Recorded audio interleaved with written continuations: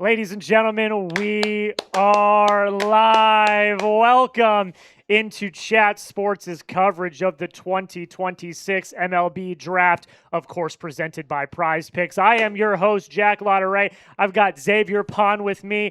He is the producer of today's show, and he is also one of our draft analysts as well. We have you covered for the entirety of the first round, plus the comp picks and all the fun picks at the end of round one, and then we are going to have draft grades at the end of today as well. Xavier, we're here. It's draft time. How are you doing today? I'm feeling pretty good. Obviously, the draft is probably one of the more diehard seam head things. You got to be a sicko to be watching the MLB draft, and it is one of the crapshoots of all crapshoots. It's, I think, easily the biggest crapshoot out of any of the professional teams, and that includes the NHL, where we don't see a lot of guys for 4 years. There are potential times where we don't even see these guys for 5 years going into and making a big league difference. But I mean, it should be a pretty good. I think this is one of the more well-rounded in terms of talent in the MLB draft. I think this is one of the more well-rounded draft classes that we've had in quite some time. I think, obviously the big names aren't quite there, but I think there's a very good bit of talent and everyday contributors in this draft class. The MLB draft's always interesting to me because, like you said, you're not going to see a lot of these guys for years. Like, there's a lot of projection involved. There's high school prospects involved in this as well. And the draft is just different because you've also got slot values. You might take somebody because they're cheaper. Like, there's a lot more that goes into this draft than the other drafts. And so I'm very interested to see how it plays out. Let's get into the brass tacks, though. Shout out your favorite MLB team for us. If you're live on the Red Sox Rundown, spam your Sox in the chat. If you are live on Chat Sports, spam your favorite team. Of course, my favorite team is the Boston Red Sox. We are also live on the Red Sox Rundown. Xavier, I think we know. I think we have a pretty good idea of who your favorite team is, but it is the San Diego Padres, which, conveniently enough, the Red Sox pick number 20, Padres pick number 21. We can't get away from each other, man. We cannot get away from each other. But shout out your favorite teams down below in the comments. We also have a countdown clock ready as well if we want to put that up. I see Joseph in our main chat. He's a Yankee fan. Boo. Boo. I see Al is a Phillies fan. I see Jack says go Rays. Enrico is going with the Dodgers. Joseph's going with the Twins. Of course, in the Red Sox Rundown chat, I see my mom in there. I see James in the Red Sox Rundown chat. Type in their Sox. Pirates. Mikey saying Pirates in the main chat. Keep spamming your names. And a fun thing about, the Pirates, Rays, and, even Twins, they're all competitors right now. Yeah. Like, they have top 10 picks. They're all competing. That AL, obviously, it is a very weak AL this year. But, like, I think, obviously, these teams have a chance to get a guy, even the White Sox, these teams have a chance to get a guy that could help them win with this current core, while this current core is developing and fighting for playoff spots right now. So I think, it's going to be a very fun top 5, just because of the fact that we haven't really seen teams compete within the top 5 in quite some time. And, like, these are teams that could look to add a guy that's going to even extend this core's lifespan, like a Grady Emerson, like a Roch Chalowski. I think, these guys are pretty talented team, cream of the crop for this MLB draft. Like, I really do think that,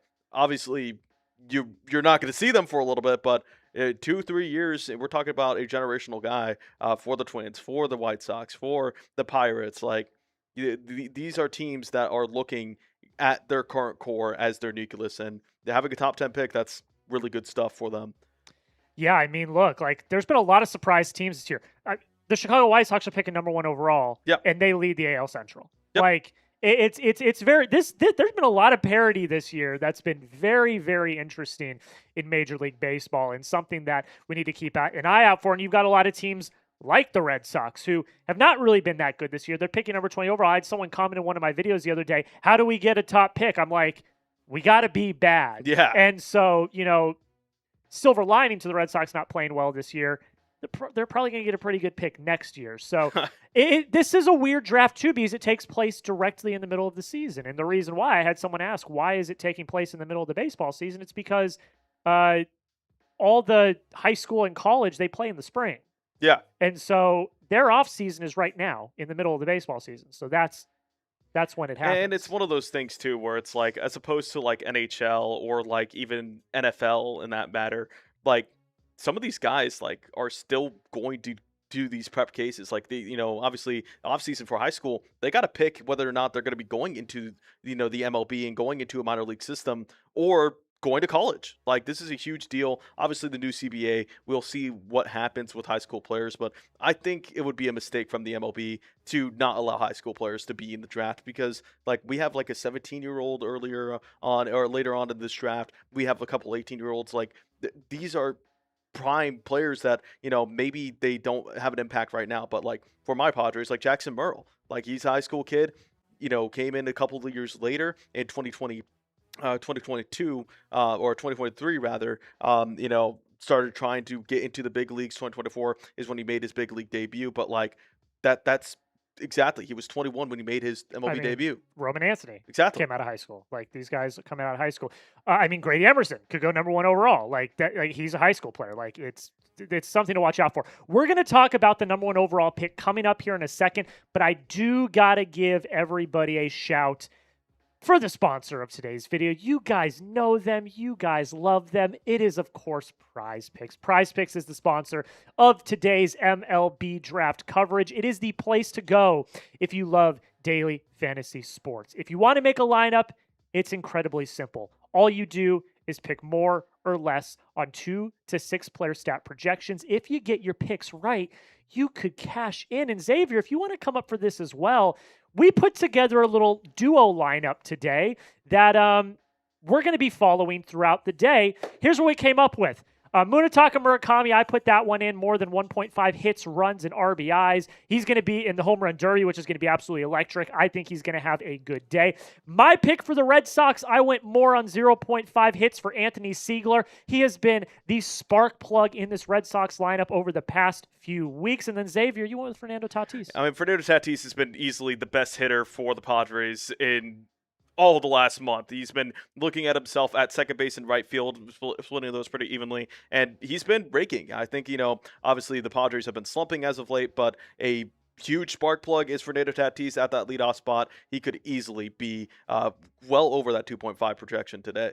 And that is our lineup, ladies and gentlemen. You can tail it, you can fade it. Just make sure you do it at Prize Picks. And ladies and gentlemen, we have a new user offer for you as well. If you download the Prize Picks app today with the link that I'm putting in the comments and description right now, and you use code HMA when you sign up, you're going to get $50 in lineups after you play your first $5 lineup. That's a fantastic deal. One more time, use code HMA, $50 in lineups after you play your first $5 lineup. The link to download the app is going to be in the comments and description of today's show. Thank you so much to Prize Picks for sponsoring the Red Sox rundown. Let's actually go to the weigh-in forward. Let's ask the question about number 1 overall. I want to get everybody's take because the number 1 overall pick kind of up in the air. There's a lot of speculation, a lot of unknown around the number 1 overall pick this year. Grady Emerson, Rock Chalowski, Von Lackey, all names that have been discussed. I think Emerson and Chalowski probably more than Lackey, but he's still there, though, and he still has a case to go number 1 overall. So I want to ask everybody in the chat right now, who's going to go number 1 overall in today's draft? Type GE if you think it's going to be Grady Emerson, the shortstop out of high school. Type VL if you think it's going to be Von Lackey, the catcher from Georgia Tech. Or type RC if you think it's going to be Rock Chalowski, the shortstop out of UCLA.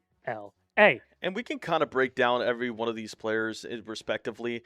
Grady Emerson obviously is the talk of the town when it comes to the high school side of this draft class because of the fact that, he's been projected to be really good. Obviously, it's one of those things where he just looks so good coming out of high school. I think, obviously we don't have his stats, but like the good thing about him is that actually you can't see his stats here with his high school stats. Just unheard of. 500 batting average, 1.661 OPS, 7 home runs, 42 RBIs. And you may say, oh, well, that's, high school level. The thing is, he's playing against the cream of the crop. And like, I think obviously with Grady Emerson, you're going to be projecting a lot just because he's out of high school. He's committed to Texas. He's going to be obviously asking for a lot. But, MLB Pipeline has his hit tool at 65, power tool at 55, and like his fielding and arm are both at 60. 5-tool player. I think one of the things I saw when scouting him, he's just so smart. He's really smart. And you don't really see that a lot when you're coming out of high school. I was watching Baseball America's last staff mock draft that they did this morning, and the person that picked Grady Emerson said that he is potentially the best pure hit tool hitter in this class alone, not just prep prospect in general. And I agree. For them to have that type of praise for a prep prospect, to say he has the best pure hit tool in the entire class with a whole bunch of really solid college players as well, that says something. Yep. Grady Emerson is a baller. He is fantastic when it comes to his hit tool. His hit tool is really his calling card. So that's something to watch out for. But then, and this is the one that I think we've gotten over the draft process, have gotten a little bit of prospect fatigue. Yeah, I agree. I still think it's going to be Rock Chalofsky. I think that he has everything that you could possibly want from a number one overall prospect. Yeah. He's got solid hit tool, solid power progression, really good at short. Like, he's got all of the traits that you look for in a major league player. So he did move to number 2 on MLB Pipeline. They moved Grady Emerson up to number 1. But I do think that's a little bit of prospect fatigue. Because Chalofsky's been like the guy forever. And like, the thing about Chalofsky is like, yes, people are going to get a little bit weird about his power tool, because the fact that, his swing doesn't necessarily translate that well in terms of power. So I think that that's going to be the one knock against him, because the fact that, a lot of people love the power, obviously 21 home runs at UCLA in his final season. But like, the one thing that really tracks with me is that the fact that he can hit all over the field. And, the Big Ten is no joke when it comes to college baseball. They're really good. Obviously, it really does, turn into one of those things where you're looking at, his power tool and you're, like, well, he's going to be a power hitter. I really do think he's going to be really underrated in using his hit tool overall. Obviously, the fielding's a little bit lacking sometimes, but I do think that he has the tools to be a plus fielder in the MLB level. But one guy that's going to be flying under the radar a lot, Lackey's really good, man. He is really good. Plus defense as a catcher, really good hit tool as a catcher. Those are rare to find. I mean, you could look at guys like, the top catchers, Cal Raleigh, just like those guys, when it comes to having a plus hit tool and having good defense, that's important. That's really good. I just think that it's going to be very interesting. I think the White Sox are ultimately going to go with Rock Chalofsky.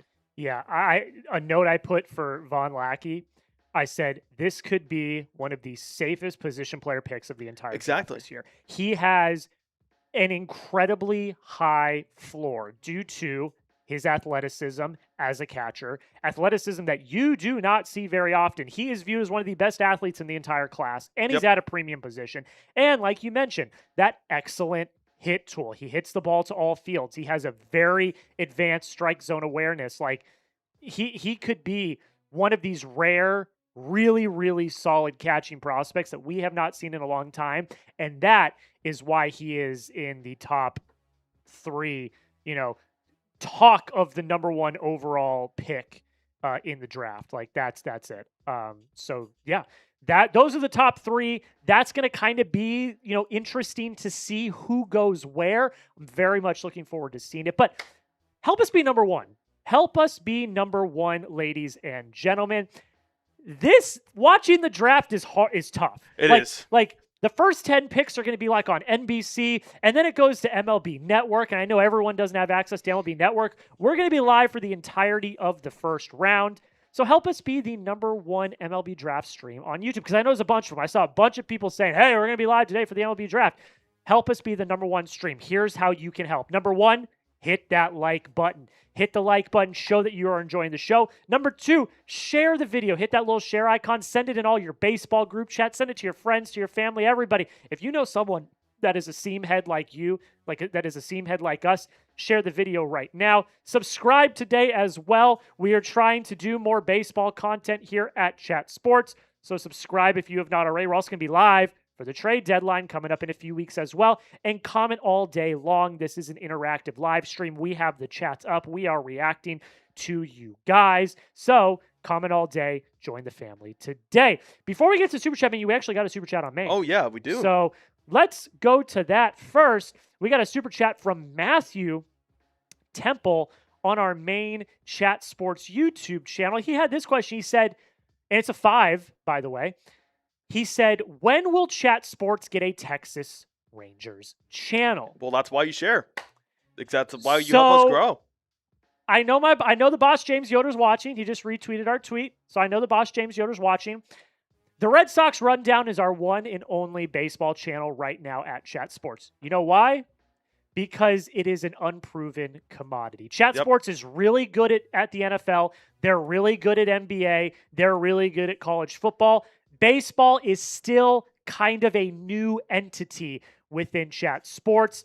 So we got to prove to the bosses that there is an audience for more baseball content. We only do 3 things here on the main Chat Sports channel. We stream the MLB draft, we stream the MLB trade deadline, and we stream every game of the World Series. If you want more content, if you want a Texas Rangers channel, you got to make sure you're commenting, liking, subscribing. We got to show the bosses that you want more baseball content. And we are here in Dallas, by the way. Yeah, which is Rangers territory. Speaking of the Texas Rangers, giving you a little bit of a preview of our Super Chat menu. Texas Rangers are one of the teams where they're fighting in that AL. I believe they are still the 3rd wild card spot right now, and they might not be, but I think it's. But even then, they're fighting for the division right now, just because. Obviously, the Mariners are a really good team. They went to the ALCS, but everyone's kind of struggling. The Astros are still in that thing. Well, they're not. They're not the third. They're not the 3rd wild card spot. You know why? Because they are leading the West. Yeah, it is a really bad AL West this year. Obviously, they're probably going to be picking a high school guy. Their GM loves picking his high school prospects, but the Texas Rangers are still in the thick of it, and they're really mid. I know Jeffrey Cooperstein, one of our Texas Rangers fans here at the office, he's like, I've watched maybe not even less than half of the Texas Rangers games, and they're still fighting because he tuned out after the first 20 games because they are just so inconsistent. And, being inconsistent in the AL, I mean, as you know, Jack, is probably, not the worst thing in the world. Yep. I totally agree. Shout out to Matt for the Super Chat. Let's show you our Super Chat menu real quick so you guys know that you guys can get some stuff if you hit that sub button, if you hit that Super Chat button. Every 10 subscribers that we get, which we got to track, by the way, every 10 subscribers that we get on today's show is a Bean Boozled Jelly Bean. I've got the box. Xavier and I will go back and forth. Every $5 Super Chat you send in, we'll talk about your team. We just had the one from Matthew about the Rangers, and we talked a little Rangers baseball. If you don't get to 10 subs and you still want us to do a Bean Boozled Jelly Bean, every $20 we will also do a Bean Boozled Jelly Bean. And for every $100 we get on the stream today, our goal today is to get $100 in Super Chats. Yep. So if we get to $100 in Super Chats on the stream today, I will take down a beer bong as well. And I don't drink. Actually, last year when I was here with the MLB draft, it was my first week. You were still shadowing. Yeah, I didn't even learn how to produce yet. Yeah. I didn't know how to do anything really. So I came into my first week of the job. I wanted to talk some baseball. I love the MLB draft. But I will take down a cup of pickle juice we get to 200. Okay. Yeah. By the way, he aced the audition, by the way. So now he's here producing. I don't have to produce this year. It's awesome. But just because we're about 10 minutes before, actually, let's shout out the city. Where y'all watching from? Yeah, let's do that. I don't think we have to go to that list. That list goes fine. Yeah. Shout out your city. Where are you watching from? Because the time is already starting to wind down. Let me know where you guys are watching from.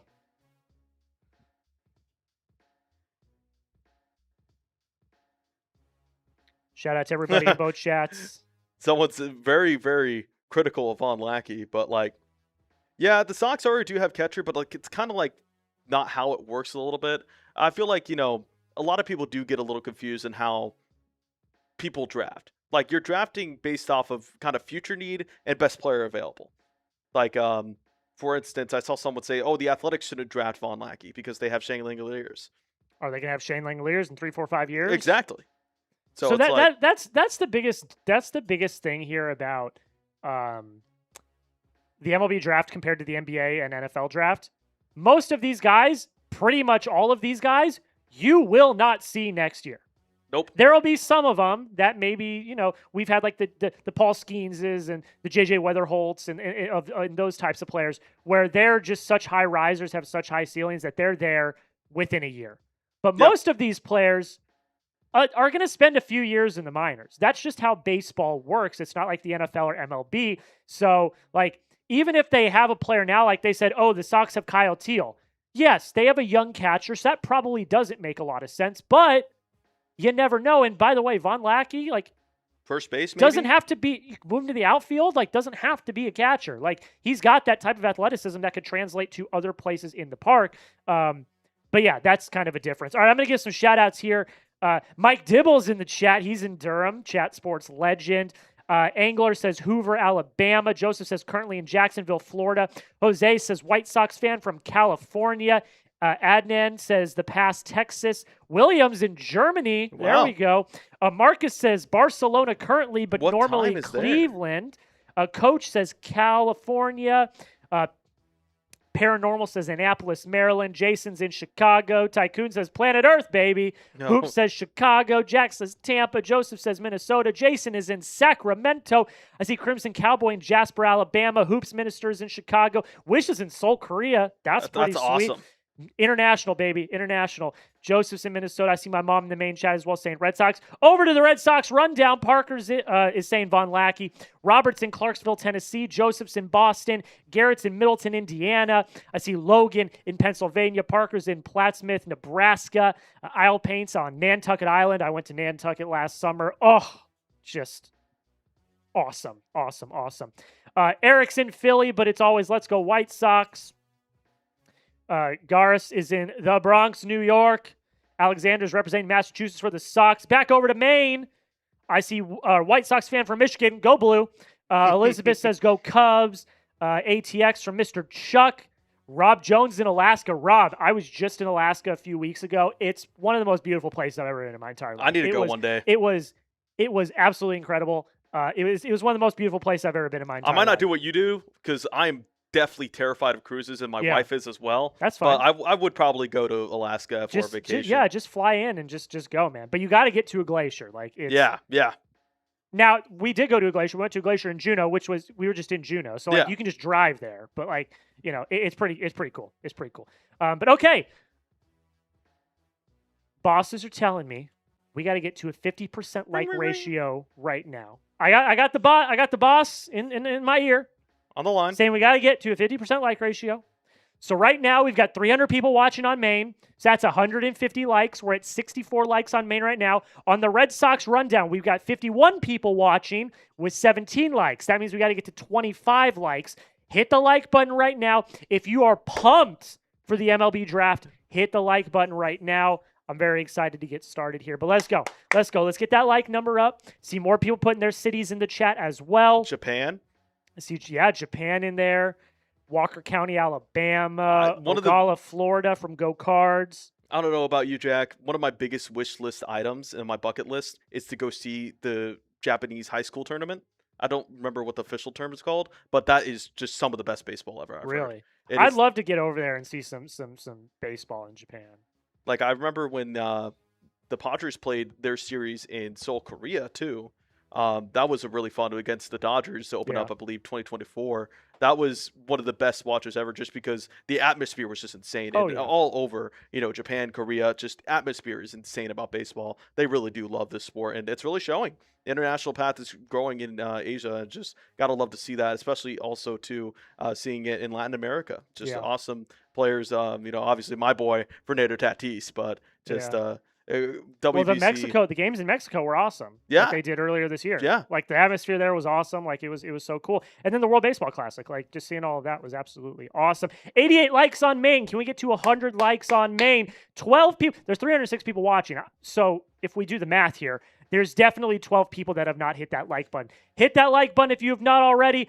I got to tell you about the our second sponsor on today's video, which is SeatGeek. While I am doing that, go down below, hit the like button. We got to 25 likes on the Red Sox rundown, by the way. You guys are awesome. Hit that like button, and here's a message from SeatGeek.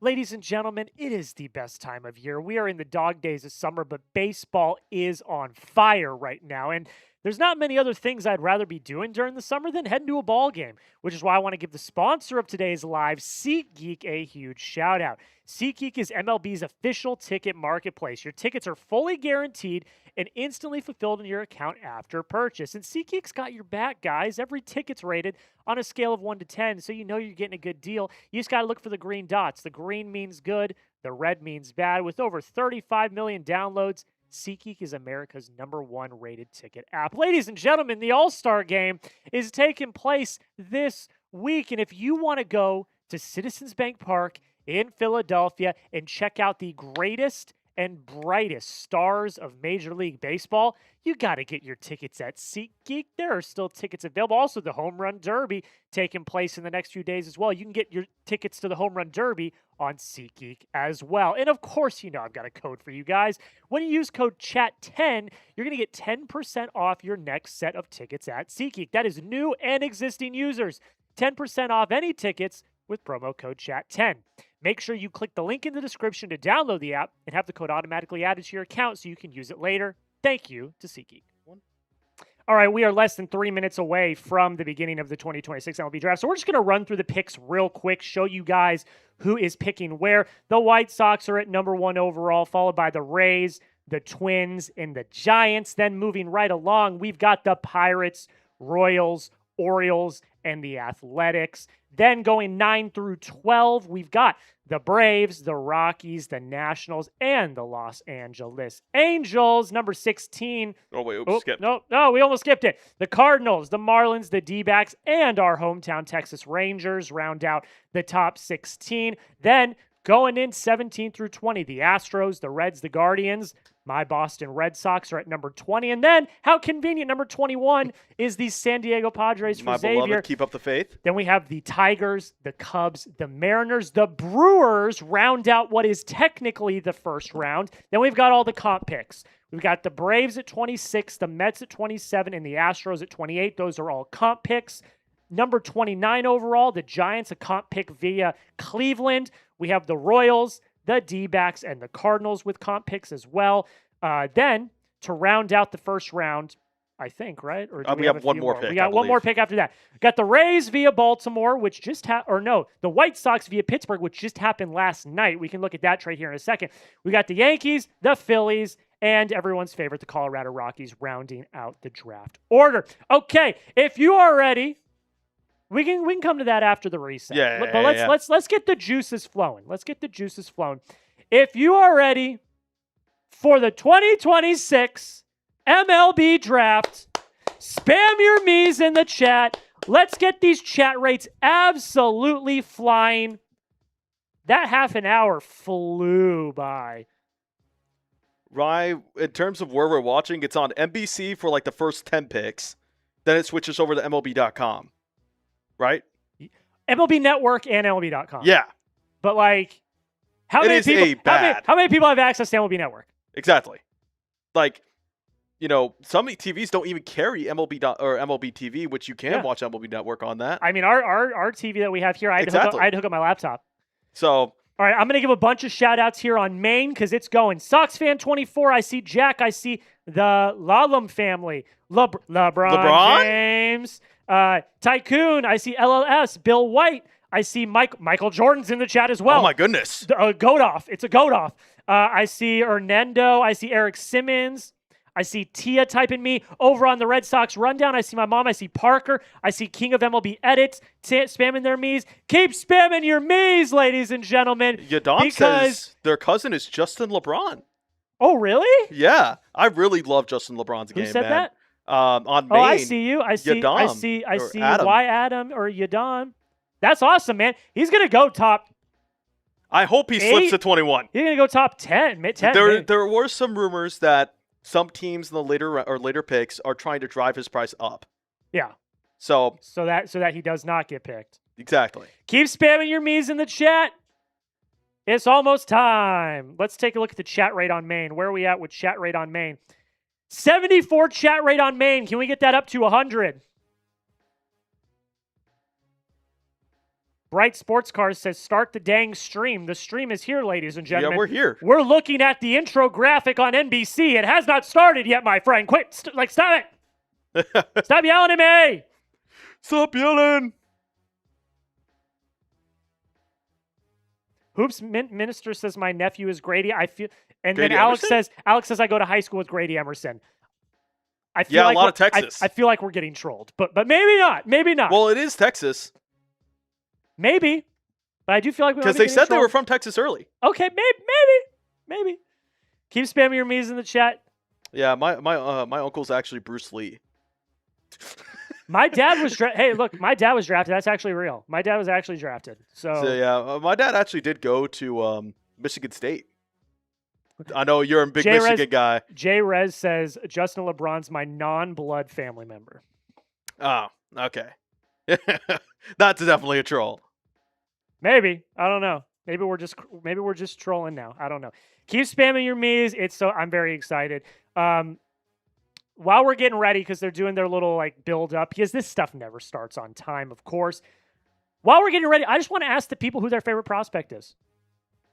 Let's see. Where is this? I had it. Might have to read only. Nope. All right. Who's your favorite prospect in the MLB draft? Let us know in the comments. Xavier and I will each give ours. Will you be mentioning the pick's hometown? Do we have hometown in the graphic? Believe so. Let me double check. Yep. We do have hometown. We're on it. We're on it. Here. We've got hometown in the graphic. By the way, shout out to Sam Brown. Yeah. He's about to go on vacation. Or no, he's not. He's on vacation. He's not going on vacation. He's going to Cincinnati, to the Cincinnati office. Totally. But shout out to Sam Brown. He got all the graphics ready for us. Xavier and I, we did all of our notes over the past few weeks. I was up last night doing my last 10 player notes. Someone's a little bit of a procrastinator here. We don't need to go down the list again of everything going on. But Sam got all the graphics together, and then we just kind of filled in everything else. So shout out to Sam Brown for getting all of this stuff together. We would not have been able to do it without them. Dude, can you tell me where to see the live stream of the MLB draft? Because I couldn't find the source. Right here, buddy. Welcome in. Let's do it. All right. Let me know your favorite players down below. I'm going to tell you my favorite player is Daniel Jackson. I freaking love this guy. Maybe it's just because I've been looking at players that the Red Sox could be drafting. But either way, this guy is just electric. He won the Golden Spikes this year. He became the first D1 catcher to ever record 25 home runs and 25 stolen bases in the same season. Yep. Excuse me? And he's like, there are people mocking him to fall out of the first round, which is ridiculous. It's just ridiculous. He's got plus raw power to all fields. He has improved his hit tool over the last few years. He's reduced his strikeout rate, which is a really big concern for him. He's an athlete. He's got defensive versatility. If you don't want to put him at catcher, maybe put him at first base. Guys, is this the Tristan Casas / Wilson Contreras replacement? I don't know.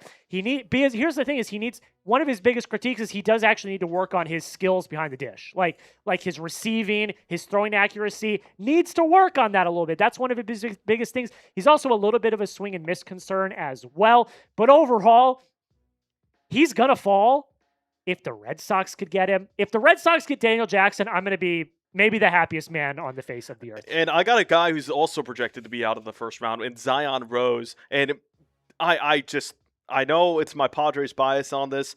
He just reminds me of a more polished Jackson Merrill coming out of college. It's just incredible. His hit tool is really good. He has power from foul pole to foul pole. He could run all over the field. He has a good arm. His fielding's a little bit lacking, but I do think that he has some positional versatility. He can play all over the outfield. I think you could even move him into the infield a little bit just because his arm is really good in my opinion. I think, it's one of those things where this is a team in the Padres where they're going to need a new infusion after a second window when Ethan Salas and some of the minor league guys come up into the system. I think this is a perfect, player who can fit into that window in 3 years and can rise up with Jackson Merrill, Fernando Tatis, Ethan Salas, maybe still a late Manny Machado in the window, and it'd still have a new window with this young core of players. Zion Rose is just one of those guys. One thing he does, does swing and miss at the high end of the zone. Jackson Merrill, if you know anything about him, he loves to whiff at the top of the zone. That is something Zion Rose does struggle with. Hopefully the Padres can figure that out because AJ Preller does love his high school guys. They have not drafted a a college player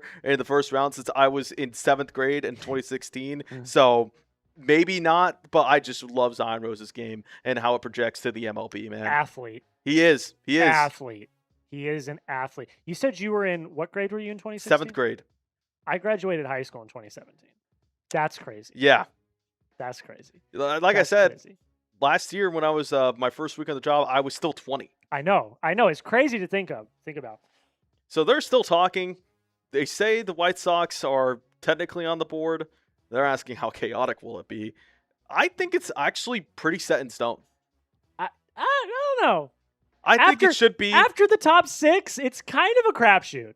Like, the top 6, like, not order, but there's like 6 prospects that are like, they're going to go top 6. Yeah. But then after that, it's kind of a crapshoot. What I want to do right now is what did I want to do? I want to do retweet, pin tweet. Can we do that, Xavier? Yep. What I want everyone to do for me right now, help me out right now. If you could, I would really appreciate this. If you could retweet our pin tweet, I'm going to put it in the link right now. I'm going to put the link in the chat right now. It is a link to the stream. It is a link to the stream.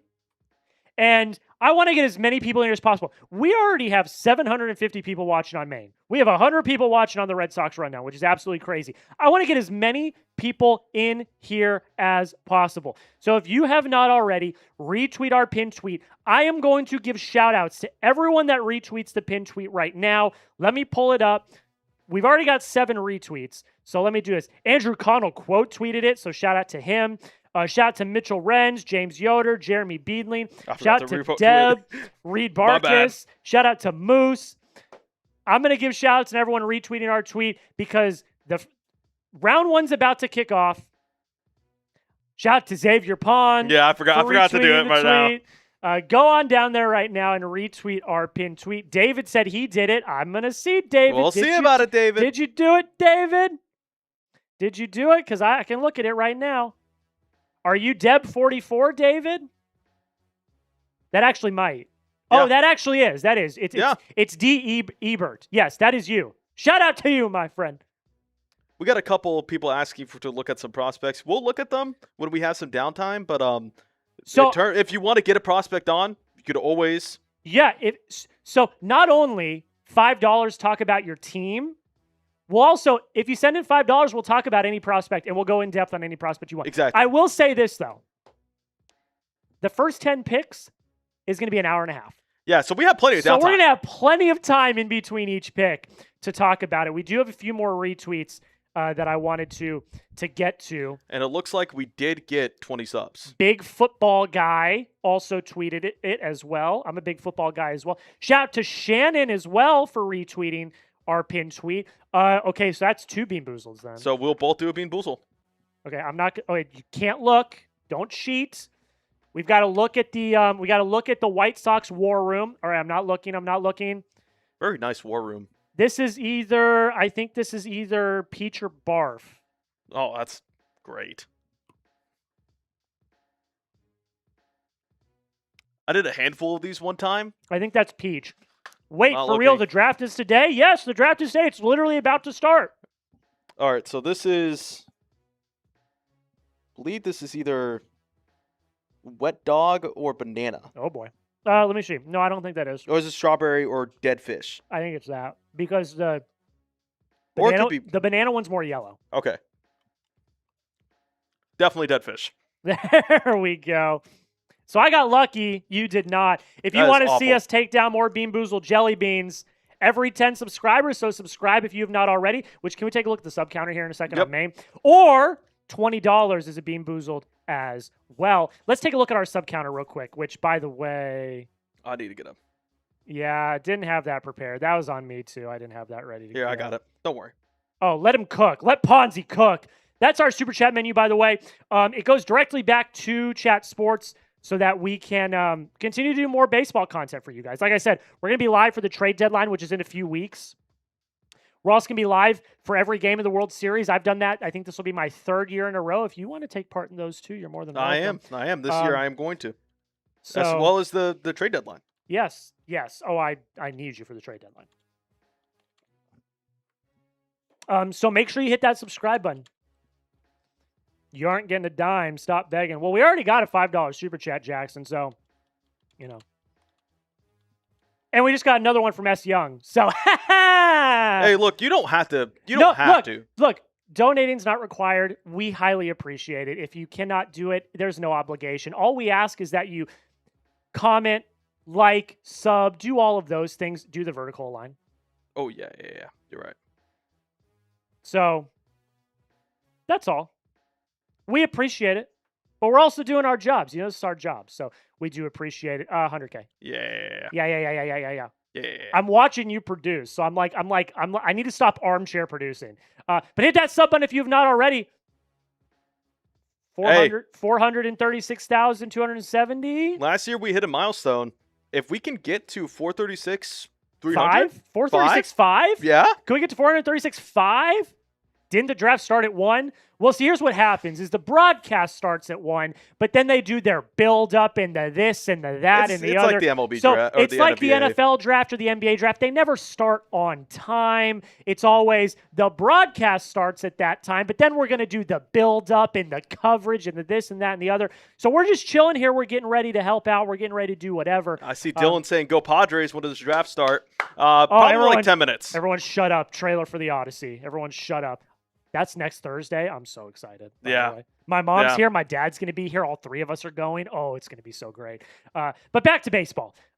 Hit that sub button if you've not already. Remember, every 10 subscribers is a Bean Boozled Jelly Bean. I probably should have done like 20 or 30 subscribers. But every 10 subscribers is a Bean Boozled Jelly Bean. It also helps the channel. We're trying to prove to the bosses here at Chat Sports. August is evaluation time here at Chat Sports. And they're going to be asking me, I know they are because they've asked me in the last few years, so how's the baseball coverage going? I want to show them. Look, I want to show that number them go up? that That's this all number's you. going up. So hit that sub button if you have not already. Shout out to S. Young. Any chance Jake Brown returns to LSU for his senior year with the new 5 to play 5 rule? So I believe this is going to be going in effect next season. Okay. So I think Jake Brown already forewent his college eligibility. So he's going to be in the draft. Yeah. Okay. So there's your question, S. Young. So do you know anything about Jake Brown? Jake Brown. See. Do I have notes on Jake Brown? I don't Let's remember see. if I have notes on Jake Brown. I have notes for like the top 300. I have notes on Jake Brown. So let's talk a little bit about Jake Brown because Mr. S. Young sent in a $5 super chat. He's got an impact. He's got an impact bat. 16 home runs last year in the SEC. He's got the potential to develop into an above average or better home run hitter. But like I said, that production will continue to grow as he refines his stuff. He has an advanced approach to the plate, which I really, really liked. Patience, a willingness to work deep into counts, which you don't get that often, is a willingness to work deep into accounts instead of just selling out for the power. And his left-handed arm plays really well in a corner outfield spot. His arm is really good. The hit tool is the biggest concern for him. Yeah. The hit tool is the biggest concern for him. So, and I could really see him be kind of like that. And this is what I was talking about with this draft class. You have a variety of talent. He could be that defensive replacement, solid defensive replacement. He is there. Like I do think that with a guy where his bat isn't there yet, it's going to be really important for them to establish that they're good at one thing. I think his defense is probably the best thing. Just looking at my notes, I just said that he could be one of those, I once again, going to the Padres guys, Bryce Johnson type of guy where, you put him in late in the game, you're not going to get an error. Yeah. Yeah, he projects better as a corner outfielder. The athleticism's it doesn't jump off the page, so the potential of him staying in center, probably not going to stay in center if he makes it to the next level. But definitely an interesting prospect.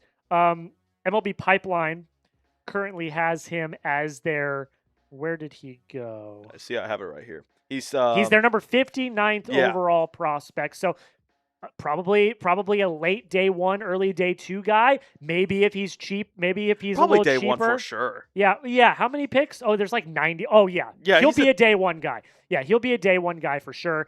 Someone to look out for, though, as maybe, a sneaky round 2, round 3 pick for somebody. Because the thing is with Jake Brown, too, additionally, is that he has bat potential. Yeah. So, like, the potential's there. It's there. It's just like, when you're talking about the MLB draft and these guys, is that, like, especially college guys, you want to see their bat be a little more developed. Yeah. It's just really hard to justify spending a pick on some of these guys when their bat isn't there and you're projecting. And that's just one of those things where you have to. Probably my favorite super of the day. That might be my favorite super chat of all time. I'm not gonna lie. Look, I don't want to disparage anybody ever. I don't want to talk crap about anybody ever. But that super chat's pretty funny. Before we get to that, though, let's bring up the who goes number one overall weigh-in again, because we're getting a lot more people in the chat. 750 people watching on main. We've got over 100 people watching on the Red Sox rundown. The biggest question of the day: who is going to go number one overall? Are the White Sox technically on the clock? I don't even know yet. We haven't seen Manfred yet, so they might not be. But let us know in the chat. Then we've got some more super chats we're going to get to. But let us know in the chat right now who's going to go number one overall. It's between 3 guys: Grady Emerson, Von Lackey, Rock Chalosky. I still think it's going to be Rock. Me too. Think Xavier thinks it's still going to be Rock as well. But you let us know in the chat right now. GE for Grady Emerson, VL for Von Lackey, RC for Rock Chalosky. Let us know who you think in the chat right now. It's going to be one of these 3 guys. We don't really know. We're going to see, but it does seem like it's going to be one of these 3 guys. DK is going RC. I see Cattle going with Grady Emerson. Official Peyton is also going with Rock, along with Talking Sports. J-Rod's going with Von Lackey. The first Von Lackey I've seen. Ryan Bray's going with Grady. Tomas is going with Grady as well. Lyer's going with Rock. Wish is going with Grady. See, the thing is with Emerson that Mr. Shannon points out is unless Emerson could breeze through the system ASAP, he could. He's got, again, one of the biggest notes, one of the top notes I have on my scouting report for Grady Emerson is he could potentially have the best hit tool of the entire class. Not just the entire prep class, the entire class. And as a prep prospect, that's incredibly impressive. So I don't see why he couldn't. Yeah. But again, if you're the White Sox, you also have a shortstop already. So I do see a couple GEs, and I did see a lot of people watching from Texas. Could be correlated. That could be related as well. They want to see the hometown kid go. Yeah, so there we go. Let's get into some supers. Crystal Lottery, or your mom, That's rather. my mom. She wants me to do a Bean Boozled. She loves to put in the 20s to do a Bean Boozled. Hey, Jack and Xavier, excited for the draft. Thanks for the awesome live coverage. Go Sox! You already know. Go Sox! I'm going to do a Bean Boozled. Man. Oh, God. Oh, what is it? Wait, this one, I can't. That's not even a full jelly bean. I can't do that one. But I'll do another black one. It's either licorice or burnt rubber. I love licorice. But burnt rubber is one of the worst that you can get. Talking Sports says, when does the draft start? We don't know. Licorice, baby. Let's go. I'm 2 for 2 on the day. I'm going to be 2 for 2, too. Shout out to my mom for the $20 super chat. Every $20 is a Bean Boozled jelly bean. Michael said wasn't going to super, but F Jackson. We have fun here, but this is a fun show, man. Shout out to you, Michael. Shout out to you. That's hilarious, brother. I appreciate that. Thank you so much, my friend. I can't really read. Can you push that? It says Ravery Sports Podcast. Baltimore Sports. Okay. I think Drew Burress is the Orioles' future. Hope Jackson Flora drops to 7. All right, let's talk about Drew Burress first. I like Drew Burress quite a bit. Let me pull up my notes. So Drew Burress. He is the number 7 prospect on MLB Pipeline. Elite power hitter. Dude, he's really good. Elite power hitter. Plus power. Plus power to all fields. Yep. That's hard. Just incredible. He's also got advanced bat speed And he's got excellent plate discipline. Like this guy is a freaking baller. He has, and this is one of my notes, one of the highest offensive ceilings of the entire draft class. The floor might be a little bit low though. Exactly. And his stock, this is kind of the biggest concern with Drew Burst. His stock relies heavy on his bat. And the thing is that if you see any wrong things with his bat, you're not going to pick him just because his floor is probably, and I like Drew Burst. I really do think that he could be one of the best players in the draft when it's all said and done. And maybe we're overthinking it. Maybe this is one of those cases where we're just like, oh, he's too good. His bat is too good. It's not going to project well.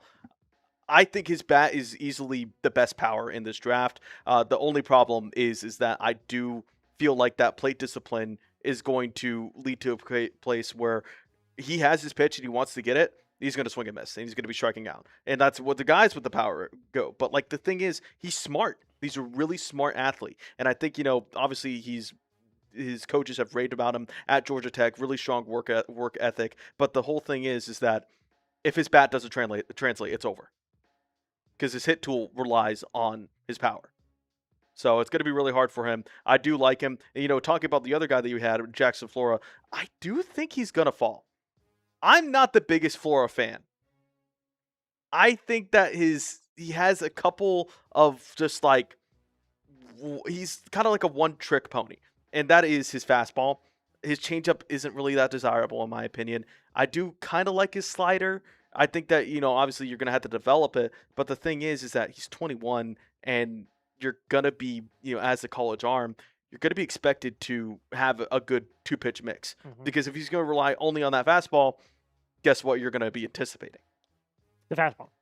Exactly. It is considered 70 grade, though. Yeah, it is. It's elite. Like, it is plus fastball. He's also got to work on his command. Yeah. His command's an issue. He throws strikes, but the pitch location can be an issue.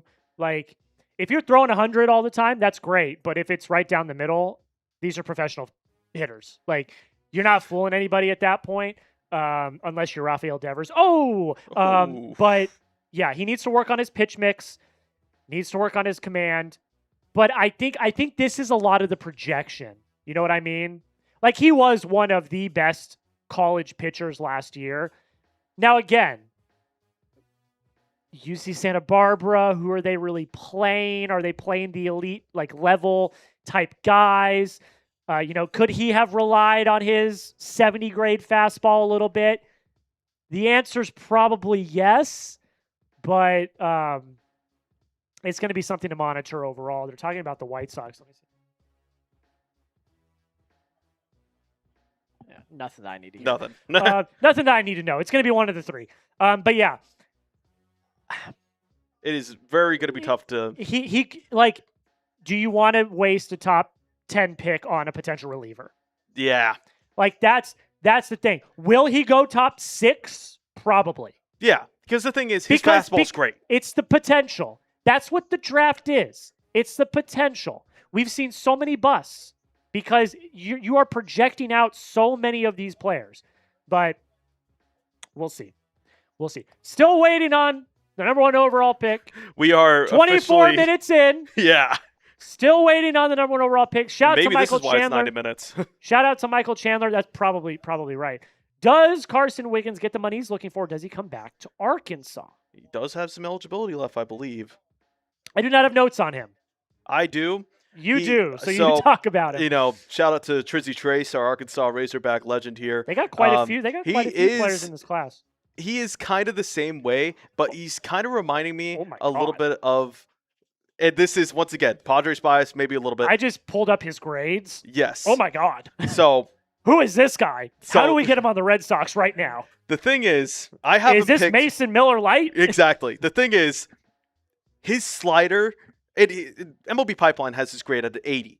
80 fastball. I disagree. I think his slider's an 80. His slider is the nastiest thing I have ever seen in my life.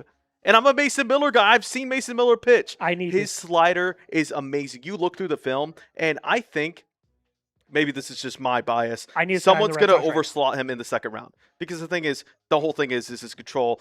Sometimes he can't hit the broadside of a barn. But I think overall, His fastball and his slider are amazing. 2-pitch mix. And, we've seen guys like a Mason Miller come out of the bullpen. I think he's going to be a reliever. I don't think he's going to be a starter. I think they're going to prop him up as that, 6'5", 215 dude. I think someone's going to offer him over slot. I will say, as I'm reading his scouting report now,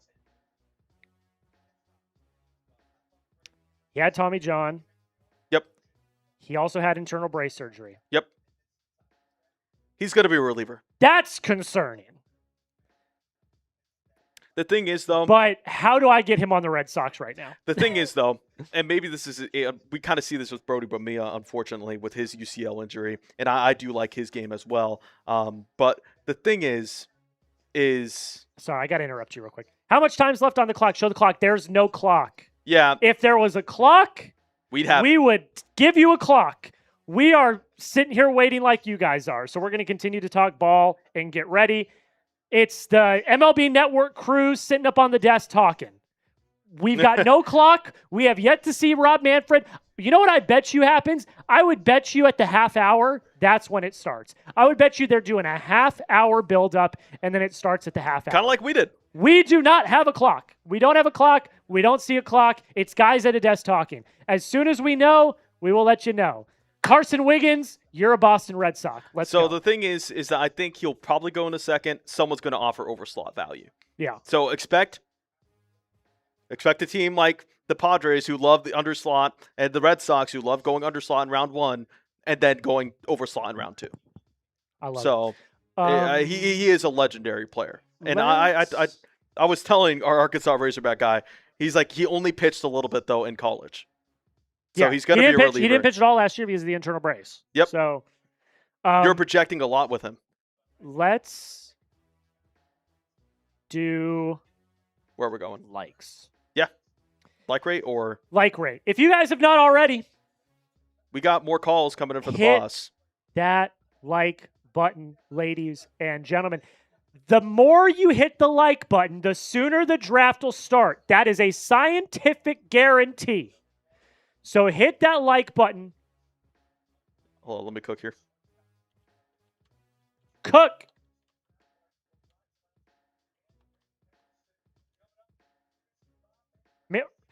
I told you, that's what they're doing. At the half hour, Rob Manfred's going to come up. If you want the draft to start, hit that like button.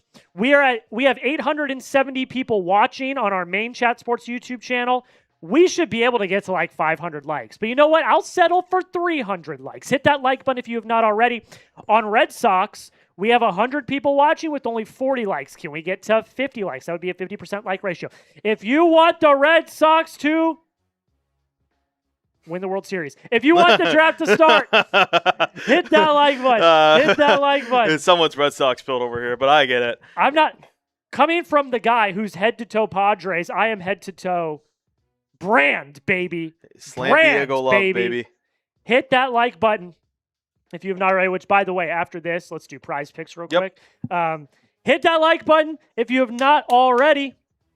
We're almost to 200 likes on Maine. We're almost to 200 likes. We've got almost 900 people watching on Maine. Let's go. Y'all are confused where to watch. Not already. So I've always said this.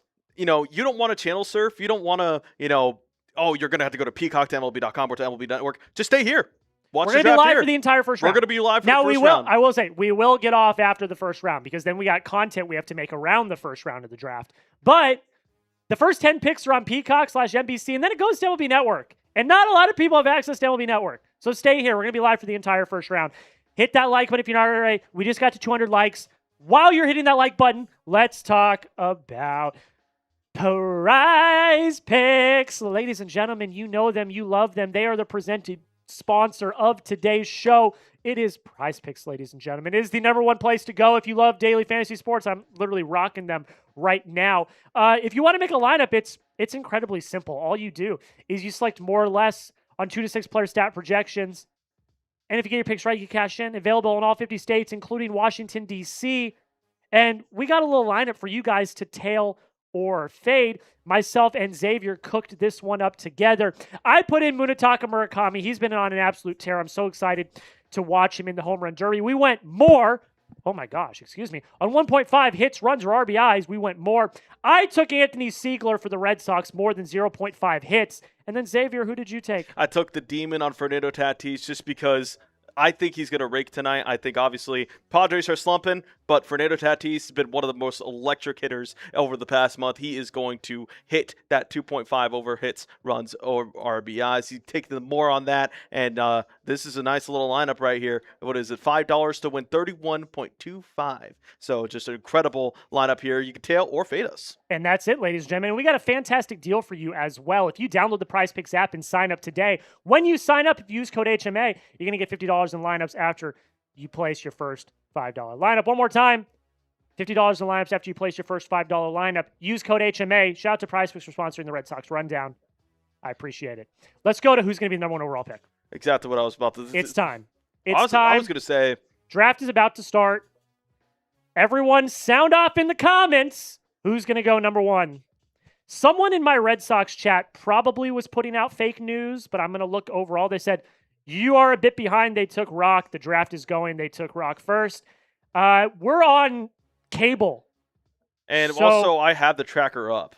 Yeah, we're on cable, so we're not behind. I know that we're live. But you let us know in the chat, who's going to go number one? Is it Grady Emerson, Von Lackey, Rock Chalofsky? Let us know down below. Just get their initials down in the comments. Sammy is going with Von Lackey. That was the first one that I saw.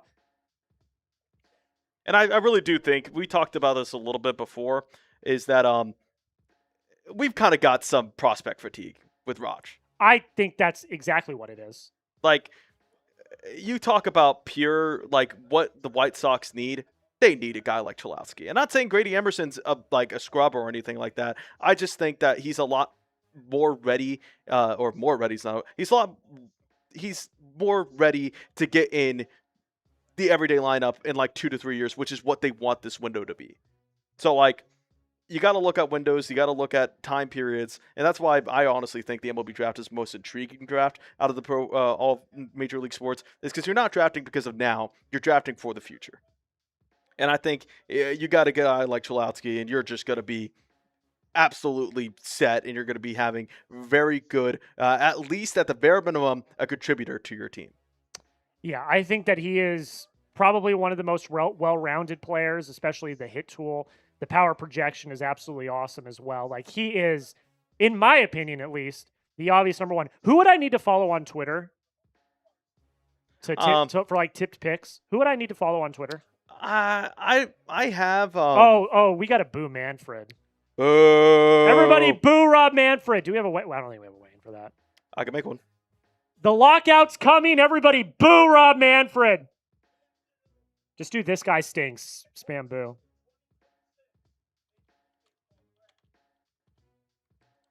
Man, I don't know how to type, man.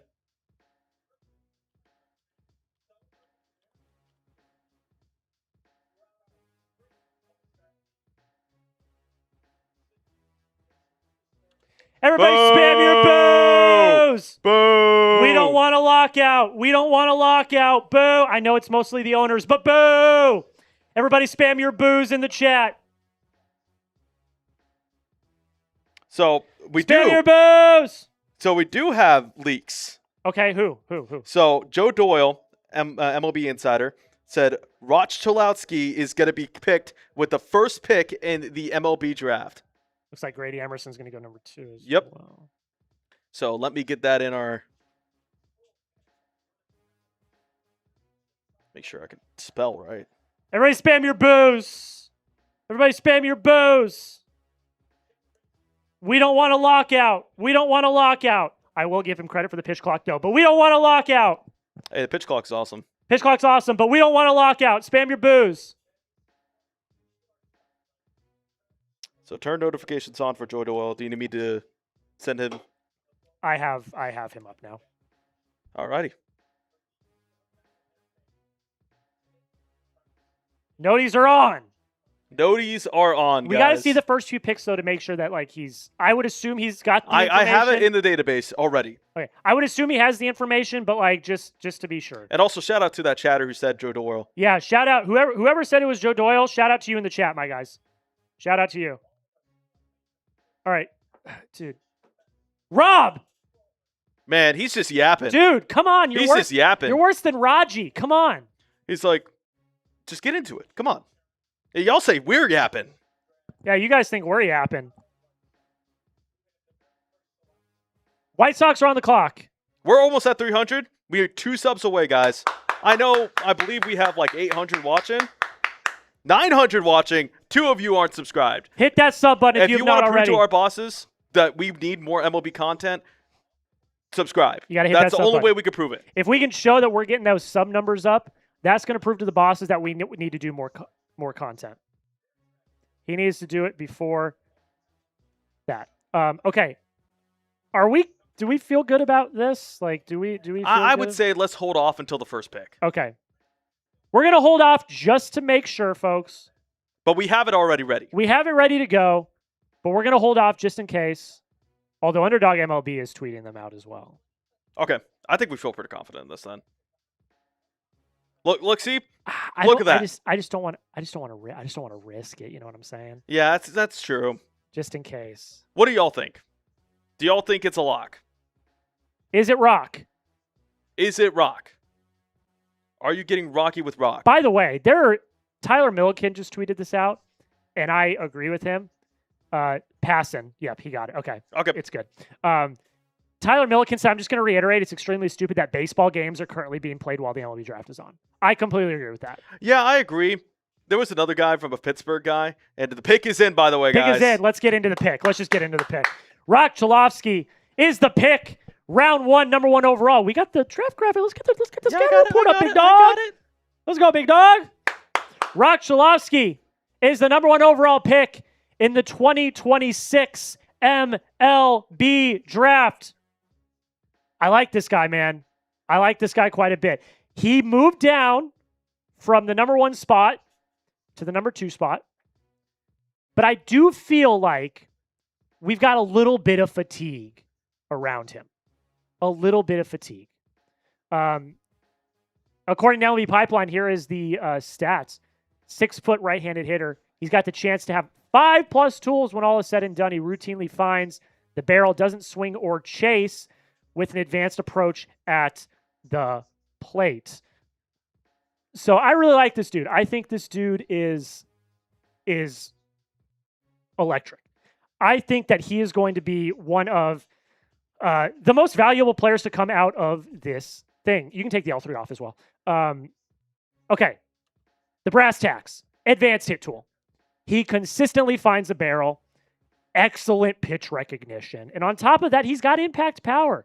It's plus raw power to all fields. He does need to work on some of his in-game power, but if he can continue to advance that, he's going to be really damn good. Without sacrificing his contact quality either. He has that power. Average speed at best, that's one of his knocks. Average speed at best, that's a below average grade. But again, 21 home runs last year. Like, he's a dude. He's a guy. And not to be pun intended, he's a rock. Like, he is one of the more sure things that I've been more, convinced about is that he should be number 1, and he is number 1. I'm really glad that he is. The White Sox did not overthink this. I do think that, obviously we have the report that Grady Emerson's going to, which I feel pretty confident in. We'll talk about him whenever we get past it to officially tweet that. Yeah. But I do think the thing is with Chalofsky is that you're just going to have to be, convinced that his power tool may not be all the way there quite yet. I think that his swing does translate. He's going to have to add a little bit more of a power stroke to it. But even then, at the very worst, you're getting a contact guy who could make contact and put the ball all over the field. So there we are, the number 1 overall pick. We are going to do a short here. So Yep. if you want to just take me full screen for a second. And then Durham is already ready to go. This is going to be a short that goes out on Maine. Here is 60 seconds on the number 1 overall pick in the MLB draft, Rock Chalofsky. The number 1 overall pick in the 2026 MLB draft is shortstop from UCLA, Rock Chalofsky. One, I think, probably close to consensus. There was talks that Grady Emerson, the prep shortstop, might also go number 1 overall, but It ended up being Cholowski out of UCLA. He is absolutely fantastic. He's got an advanced hit tool. That is his calling card, something that is going to translate immediately to the next level. And he's also got impact power. It is plus raw power to all fields. He does need to work on his in-game power, but if he can do that, and if he can translate, he could be one of the best hitters to come out of this class. He's also got premium position value. He projects to remain at shortstop, not be moved. He has really good defensive traits. The one biggest knock on him is he's got average speed at best. It is graded below average to plus, so, not the speediest guy, and there's not really any true elite skills. There are 4 skills that could eventually be graded as plus, but he still needs to get there. I love this pick for the White Sox. I thought it was a clear number 1 overall pick, and Rock Cholowski is the newest member of the Chicago White Sox. Pick is in. Pick is in. Grady Emerson, the shortstop out of Fort Worth Christian, just down the road from us, is the pick for the Tampa Bay Rays. So much like Rock Cholowski, Yep. elite hit tool. Yep. I have this in my notes. This is my note for him. He has the potential to have the best hit tool of the entire class. Not just prep prospects, the entire class. And as a prep prospect, that is incredibly important. He's also a very fluid defender. Scouts consider him a near lock to remain at short, which is very, very valuable. The power potential is just potential at this point, but if he can continue to grow into his body, if he can continue to, just become the guy that we think he can be,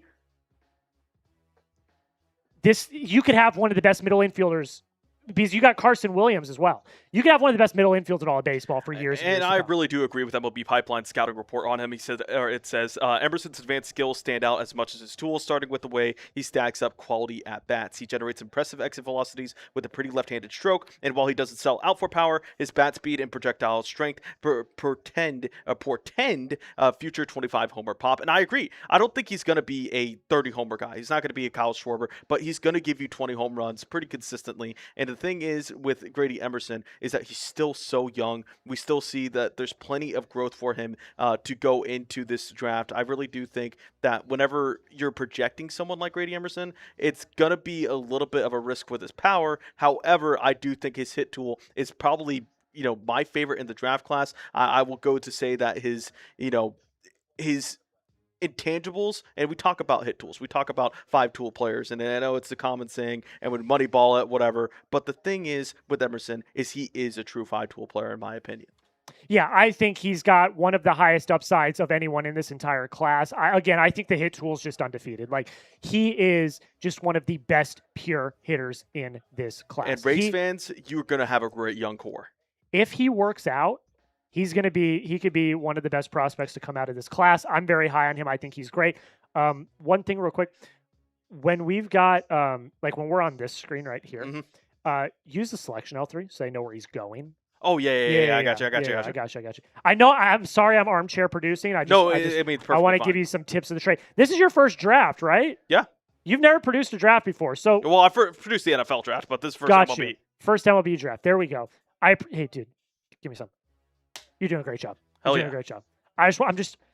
By the way, we owe 2 Bean Boozled again because we added like 30 subs. Do we really? Yes. Oh gosh. Okay. So we did. We also have someone in the chat, sports chat, who's verified. Nintendo Talk. Hey. Let me take a look at this. So when they've got that verified check, 178,000 subscribers. Hello, my friend. Nintendo Talk. Hey, thank you for. I would assume so. Thank you for coming in. He said, we love Grady. Raised up. He's a Rays fan. Shout out to you, my friend. Thank you so much for taking the time to pick Chat Sports as your home for MLB content. So okay. I think we're going to switch this a little bit. What do we want to do here? Since y'all are adding this at such a rapid level. Again, hey, I'm just going to put it out there. I don't know if it's possible, but I'm just going to put it out there. Could we get to 437,000 subs? Y'all are really. We've got over 1,000 people. Oh, Nick's Now's in here saying chills. What's up, Marsh or Andrew? Marsh or Andrew? Shout out to Nick's Now. I'm just saying this. If we get to 437, I will chug an entire cup of pickle juice. And I'll do a beer bong. So that's your incentives for that. We'll have fun here. Obviously, I think we should do this to every 30 subs. Okay. Just because That's y'all fine. are just such a great crew. Great. And we're trying to prove to our bosses go. that we want more MLB content. You want a Padres channel. You want a Dodgers channel, Rangers. We want to expand our MLB horizons because right now we have Red Sox. So make sure you hit that subscribe button right here. And because I love the MLB. I was here. This is my first year. Actually, I just finished my first year here at Chat Sports. And baseball, I really instantly connected with Jack here because Jack has been our only MLB baseball analyst for quite some time. So I got a friend now. exactly. We're here. I'm going to be here through the trade deadline, be here at the World Series. We're going to be here because I love the MLB. You love baseball. Might be heading for a lockout, but I don't really think so. We're in a great direction. We're trending up. We can only go up, just like the Tampa Bay Rays and Baseball's the up. Chicago White Sox, man. And also, I will just, do a quick plug. If you are on our Red Sox channel, I got 134 people watching over there as well. If you're on our Red Sox Rundown channel, hit that subscribe button as well, because every single day I'm recapping every single Red Sox game that we do. I'm also going to have videos breaking down every single pick that the Red Sox make in this draft. We also go live every week for at least one game a week. So if you're a Red Sox fan, go check out the Red Sox Rundown. Go give me a subscribe over there as well. They are just now announcing Grady Emerson. So, and I haven't seen another leak. And man, Joe Doyle on it. It's got to be 10 north of 10 million for Rod Stolowski. I read north of 10 million for Grady Emerson as well. So obviously, gonna affect their draft class. But who was the guy that Doyle? What was his Jonathan? name? We want Cubs. Yeah, we actually do have a bunch of Cubs fans here. We do. We have a lot of Cubs fans here. We got a lot of Yankees fans here. We got to prove to the bosses, though. Like, the bosses are only going to do what they're going to do. Let's go, Vikes. Where are you reading that from? Oh, I did that on Maine on accident. Mets beating the Red Sox. Hey, Red Sox beat them on like 2-hour flight notice. Yeah. Guys, we got in 2 hours before first pitch. Who's the name? Oh, Joe Doyle. He said, let me see.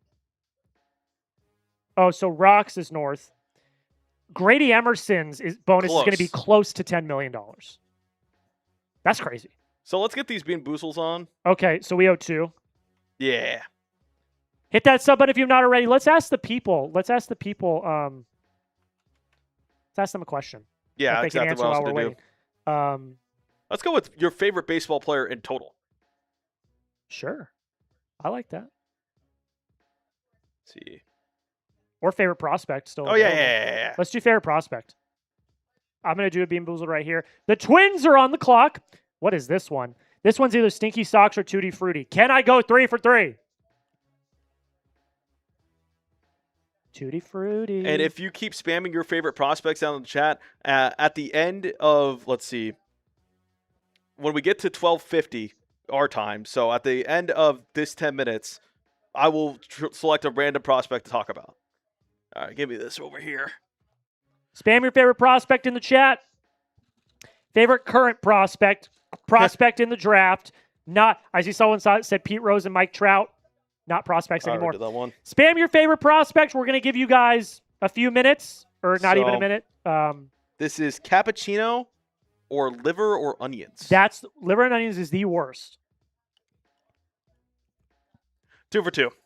Oh, my God. Attaboy. It's pretty rancid, right? Oh, my God. I do like the onions, though. But it's a jelly bean. Okay, keep spamming the names. I'm not going to look. Keep spamming the names. We're going to pick a name at random, then we're going to talk about that prospect. So if you missed it, Rod Stolowski goes number 1 overall to the Chicago White Sox. They're currently interviewing him right now on the broadcast. Grady Emerson goes number 2 overall to the Tampa Bay Rays. Okay, you want to pick or you want me to pick? I'll pick. We could both do one. We'll do 2. Oh, Vaughn. Is he in? That's what Joe Doyle says. Okay. I did see a report, too. In 3, 2, 1, I see EJ saying Von Lackey. How convenient. Yeah. How convenient, because... Let me get the pick in, and then we'll talk about it. We're about to talk about him. Because it appears, is the pick at number 3 overall. And I'll pick one after we finish talking about Von Lackey. Let's talk about Mr. Von Lackey, ladies and gentlemen, who, according to our sources, Joe Doyle, is let me get this again. the number 3 overall pick. Von Lackey, someone that we've talked about leading up to the stream. We knew it was going to be these top 3 players. I don't think anyone had any doubt in their minds that it was going to be Tulowitzki, Emerson, and Lackey. And rightfully so. Von Lackey deserves the praise that he's getting. He is an elite athlete. Like, elite athlete. And especially in a premium position at catcher. He's viewed as one of the best athletes in the entire class. He's also got excellent contact rates. He's got an advanced awareness of the strike zone. Like, he is a dude. His hit tool is phenomenal. And while scouts have viewed him as a hit over power catcher, more of a hit tool than a power tool, the power emerged in 2026. 20 home runs for Georgia Tech. He has an incredibly high floor. This is one of my notes. This could be one of the safest position player picks in the entire draft this year. I think that he is going to be one of the best. He's got the potential to be one of the best picks to come out of this draft, and I think one of the safest picks of the entire draft. No, I 100% agree. I think, and the thing is, too, there was a rumor circulating. I didn't see it from confirmed source, but Ryan Jeffers is on the trading block this season at the trade deadline. And that's kind of lines up with what we've seen. He has a couple years of team control left. I believe he has 1 left. So I believe with this pick, he'll be ready for this because the Twins are going above schedule right now. I really predicted their window to be in the next year and in 2 years. And Lackey I believe, will contribute as early as maybe next year. Later on in the season. I think, obviously you're going to be talking about, potentially the start of the 2028 season as that time period where he starts contributing. I think this is a great pick from the Minnesota Twins. Ryan Jeffers is a great catcher in my opinion. I think they're probably going to offload him in favor of more prospects that are going to be in that window of 1 to 2 years. I completely agree with you. I think that he is going to be, when we look back on this draft, he will be one of the players that is just excellent. Like, I really like it. Let's look at the last 3 picks, the first 3 picks that have happened so far in this draft. And I'll give a quick thoughts on the first few. Xavier, if you want to put me up left real quick and just check Slack real quick, so that you can just take a look at what one of our bosses is hitting us with. Here were the first 3 picks of the draft. Not very surprising. Rock Tulowitzki goes to the Chicago White Sox, number 1 overall. Grady Emerson, number 2 overall to the Tampa Bay Rays. And Von Lackey goes number 3 overall to the Minnesota Twins. Not a lot of surprise. It was going to be these 3 players. I think the big surprise would have been if one of these players would have fallen. Now it gets interesting. There are a few more players that are speculated to go 4 through 7, 4 through 8. Once we get past the number 8 spot, it's really going to get crazy. But as of right now, it seems pretty cut and dry what we are working with. And I do think also the next pick is going to be coming in here rather quickly. The San Francisco 49ers are going to be on. I just said the San Francisco 49ers, didn't I? Yeah. The San Francisco Giants, are going to be on the clock. These are how the next 4 picks stack up. We've got the Giants. We've got the Padres. We've got the Royals. I'm reading way too fast. We've got the Giants. We've got the Pirates. We've got the Royals. We've got the Orioles as the next 4 picks in the draft. Then we have the Athletics, Braves, Rockies, Nationals. This is the part of the draft where I really think it's going to start to get a little crazy. This is the part where there's not a consensus. Like I already just mentioned, there's like 8 players that are not consensus, but pretty consensus top 8. But after that number 8 pick with the Athletics, it's going to really start to get crazy. So I'm interested to see what happens. I think it's going to be a lot of fun. I'm really looking forward to it. And I still think that the, top 3 picks being chalk were exactly what we thought they were going to be. Okay, let's take a look now at where everybody's watching from. I want to know where everybody's watching from right now because We have over 1,000 people watching on Maine. We have almost 150 people watching on our Red Sox channel. I want to know where everybody's watching from right now. Let us know in the chat. Shout out your city for me. Let me know what you're thinking of. And let's hear it. Where are you guys watching from? The Giants are currently on the clock. And I have a feeling, I think we did get a leak. I think Jackson, Florida might be the pick. But shout out your city for me. We got another pick coming up. I see Arkansas. I see Michigan. Go Blue. 3 Whitneys on the Red Sox channels in Santa Rosa Beach, Florida. Charlicia is in Boston. I see Connor in Ohio. Tommy's in Hawaii. Hawaii. Ooh, beautiful. I see Clint in Sweden. Okay, Clint. Shout out to you. Tate's in South Carolina. Scott's in Ireland. It's the home of my people. I'm Irish. Let's go. Mustard's in Paris. We got an international crowd here tonight, Xavier. International crowd here tonight, which is absolutely awesome. The Ryan says Kazakhstan. DK is in Seoul. Keep getting them in. Keep getting them in. Where are you guys watching from? Let me know where you're watching from down below in the comments. I see a comment here. Jay Bride says, how are we starting to give MLB prospects $10 million? Top prospects fall in MLB more often than any other sport in the draft. We aren't the 90s MLB. Can't pay unproven players like that. It's, okay. It's a bonus. So each draft pick is worth an amount of money. This draft is not like the NFL or NBA drafts. They are given a bonus to sign with that team. And each pick is less and less money depending on where they go. So it's just how the draft rolls out. But we have a new pick in, ladies and gentlemen, with the 4th pick in the 2026 MLB draft. Jackson Flora is the pick. UC Santa Barbara right-handed pitcher. This guy's a beast. Like, I will not lie to you. This guy's an absolute beast.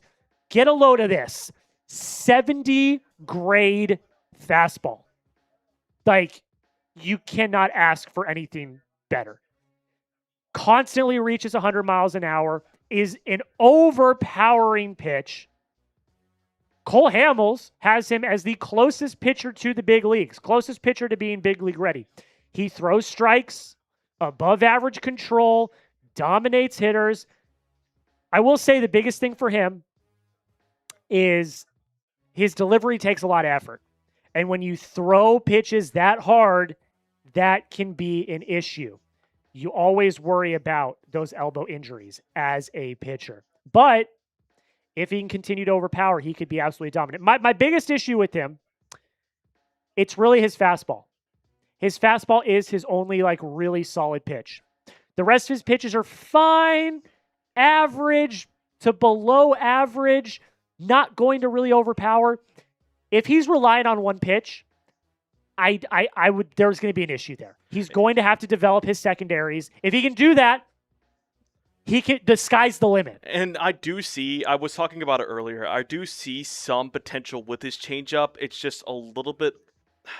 His arm slot's a little bit weird with the changeup. I think if you're going to tinker with that, and that's my main concern with Jackson Flora, is that I would have really liked to see him go to Pittsburgh. Yeah. That was my kind of ideal spot for him, just because Pittsburgh's really good at developing pitchers. I don't really see, the Giants do have some good pitching development labs, but you're going to have to get the development right. And I don't know if Flora is one of those guys where he can be contributing in the next 2 years. I think he's kind of a 3 to 4 year guy. And by the time he debuts, he's going to be probably 24, 25. Yeah, I mean, he's a work in progress. But the upside, this is an upside pick. Yeah. The upside could be incredible. So only time will tell. That's the thing about this draft. It's a lot of projection. It's projection, projection, projection. So we'll see what happens. If he can get his secondaries down, then he could be one of the best picks we've seen in recent years. But if he's not, we might be in a little bit of trouble. So the top 4 picks are done. Rock Chalofsky goes number 1 overall. Grady Emerson goes number 2 overall. Von Lackey, number 3. And then most recently, Jackson Flora goes number 4 overall. Make sure if you have not already, hit that subscribe button. Join the family today. We're going to be live for the trade deadline, which is just a few weeks away. We will also be live for every single game of the World Series. We were live for the 18-inning marathon last year. Myself, Mitchell Renz ended up showing up a little bit. So make sure you join. Make sure you join the channel. Make sure you join the family. And our lofty goal today, 437,000 subscribers. If we could get there, that would be absolutely electric. We're going to be live for the rest of round 1 all the way through the comp picks. We're also going to have a video that we're going to post later tonight of winners and losers / grades. And the pick is in, ladies and gentlemen. A little bit of a surprise pick at number 5 overall. Yeah. Derek Curiel, outfield from LSU. This has to be a money thing. Yeah, this has to be a money thing. Now, I will say he's a good prospect, though. Elite hit tool. He makes consistent hard contact, and that is very valuable, especially playing in the SEC. He also has really solid athleticism. He is an above-average runner, has a lot of defensive value. He's someone that can move all over the field, and it looks like he's going to be able to hold his own in center for years to come, which is also great. He's also able to pepper the ball to all fields, which is really valuable. He's also got a really high baseball IQ. And guys with high baseball IQs, like that's just something that you can't teach, is a high baseball IQ. He always makes smart decisions. He's always praised for his instincts, his feel for the game, and he's someone that, the Pirates could really use. The biggest knock on him is his power profile. Scouts have not been able to really process whether or not he could develop into a 20 home run hitter. And that's something you kind of need in Pittsburgh. So I don't know. Like, this kind of, I think, has to be a money thing at the end of the day. He doesn't have elite raw power. Could he continue to, grow that? Maybe, but he's already played in college. He's 21 years old. You kind of know who he is at this point. There could be more power projection in the future, but his offensive value is probably going to rely more on walks and getting on base than slugging. And look, the Pirates, they need all the help they can get offensively. So, Curiel could be that guy. He could be your center fielder of the future that gets on base all the time, but that power does concern me a little bit. Again, I still think this is a money move. I don't hate the move, but you had other players on the board that I probably would have been higher on, including the next pick that was just taken, Eric Boot Jr. Exactly. Eric Boot Jr. goes number 6 overall to the Kansas City Royals. And, he was projected number 6. So he goes number 6. So MLB pipeline was spot on. But I also thought that there was, other potential players. Now, what Pittsburgh could be saying is we want a more proven commodity. We want a college player as opposed to Jacob Lombard, who's a prep prospect, Eric Booth Jr., who's a prep prospect, Gio Rojas, who's a prep prospect. But even then, you've got multiple Drew Burris. I would have taken Drew Burris over Derek Curiel. That's just me. But let's get to Eric Booth Jr. We'll talk about Eric Booth Jr. here. 70 grade speed. This guy's an athlete. Like he can cover ground in the outfield. He's absolutely electric. He is an electric player. When you look up the word electricity in baseball, you get Eric Booth Jr. He also consistently barrels the baseball. He creates a lot of loud contact to all fields. He's got some growing to do.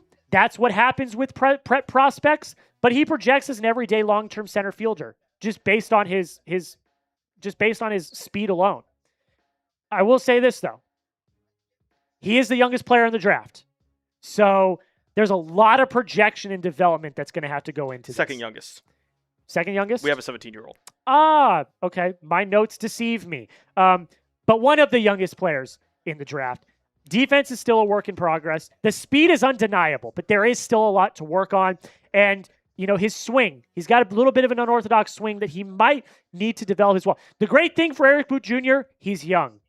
He is very young. He's got years to develop. You're not going to see him right away. Think of Max Clark. He's like a Max Clark.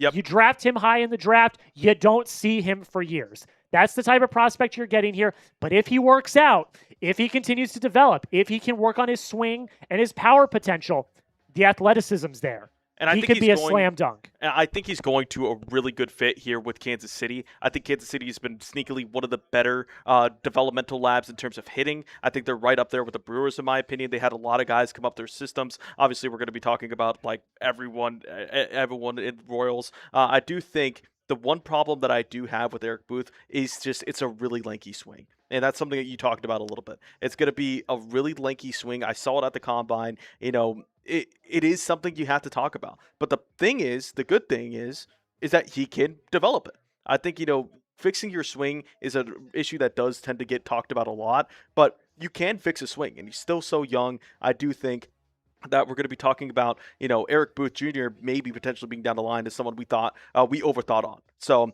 there's a lot of people who are high on him just because, he does have the athleticism, but there is a lot of people that are going to be lower on him just because of that swing. Doyle deleted his Eric Booth tweet. Did he? He did. Uh-oh. Did we get a fake leak? Uh-oh. We're about to find out. So maybe we might have just gotten got. We're going to see. But you've heard everything you need to know about Eric Booth Jr. Yeah, if this is wrong, I do believe. Let's take a look. He said hold the phone on the Royals here. Hold the phone. No. Oh, my goodness. Oh, no. We might have a surprise here.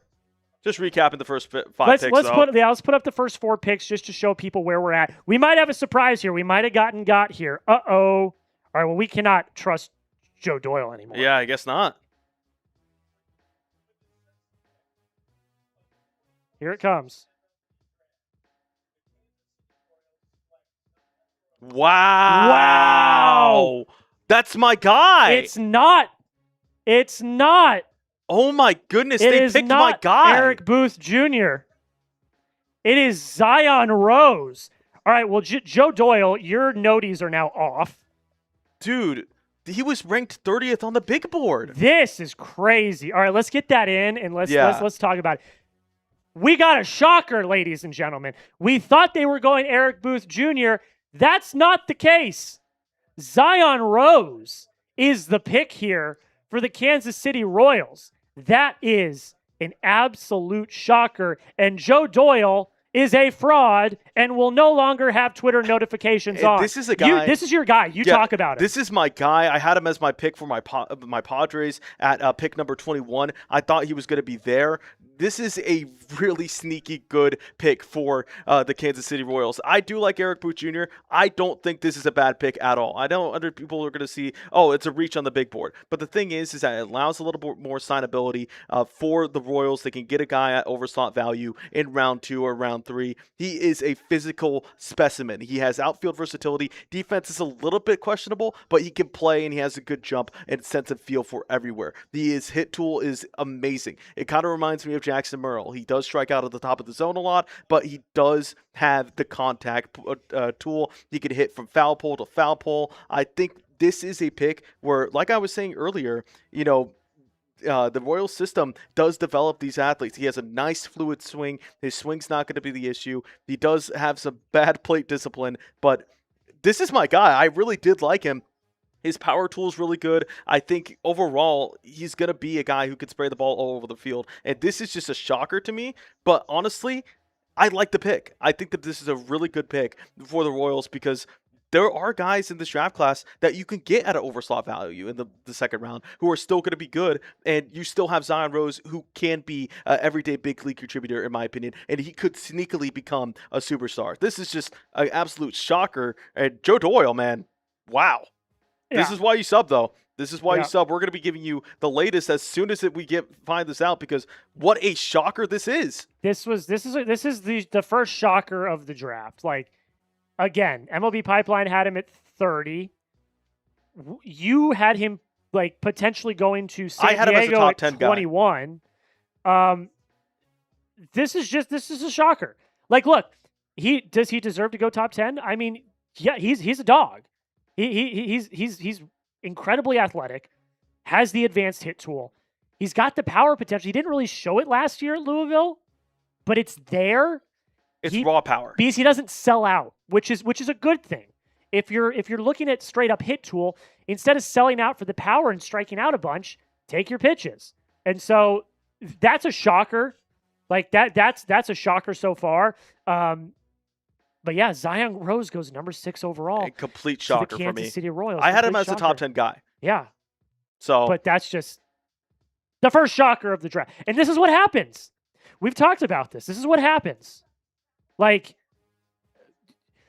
the money. It's the money. Like these picks have monetary value. And if you're trying to get more expensive players later in the draft, you might take a player at a lower slot value higher up in the draft.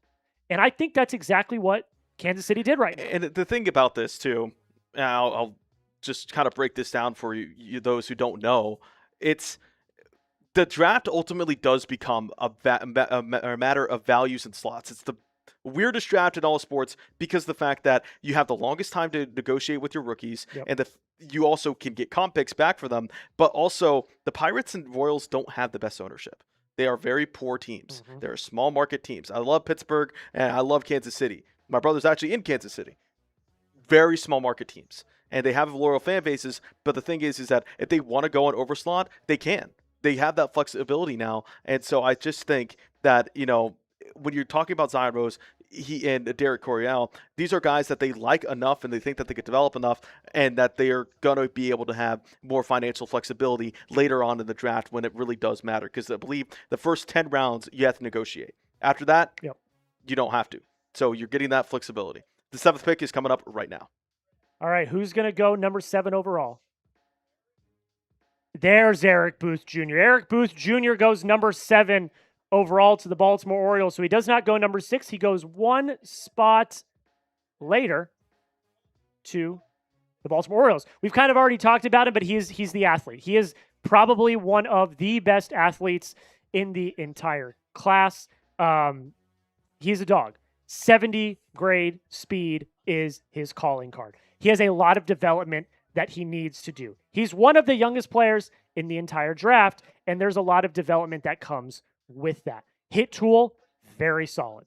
Hit tool is very solid, but he does need to work on his power tool. He does need to continue to grow into his body, but like we talked about with Kansas City, this is pretty good shout for Baltimore as well.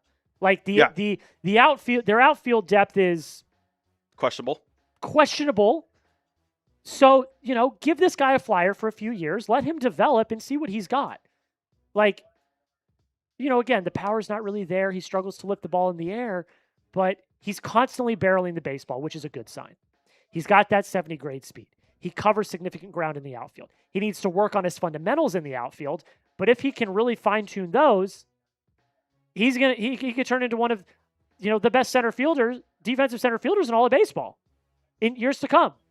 He's got that upside.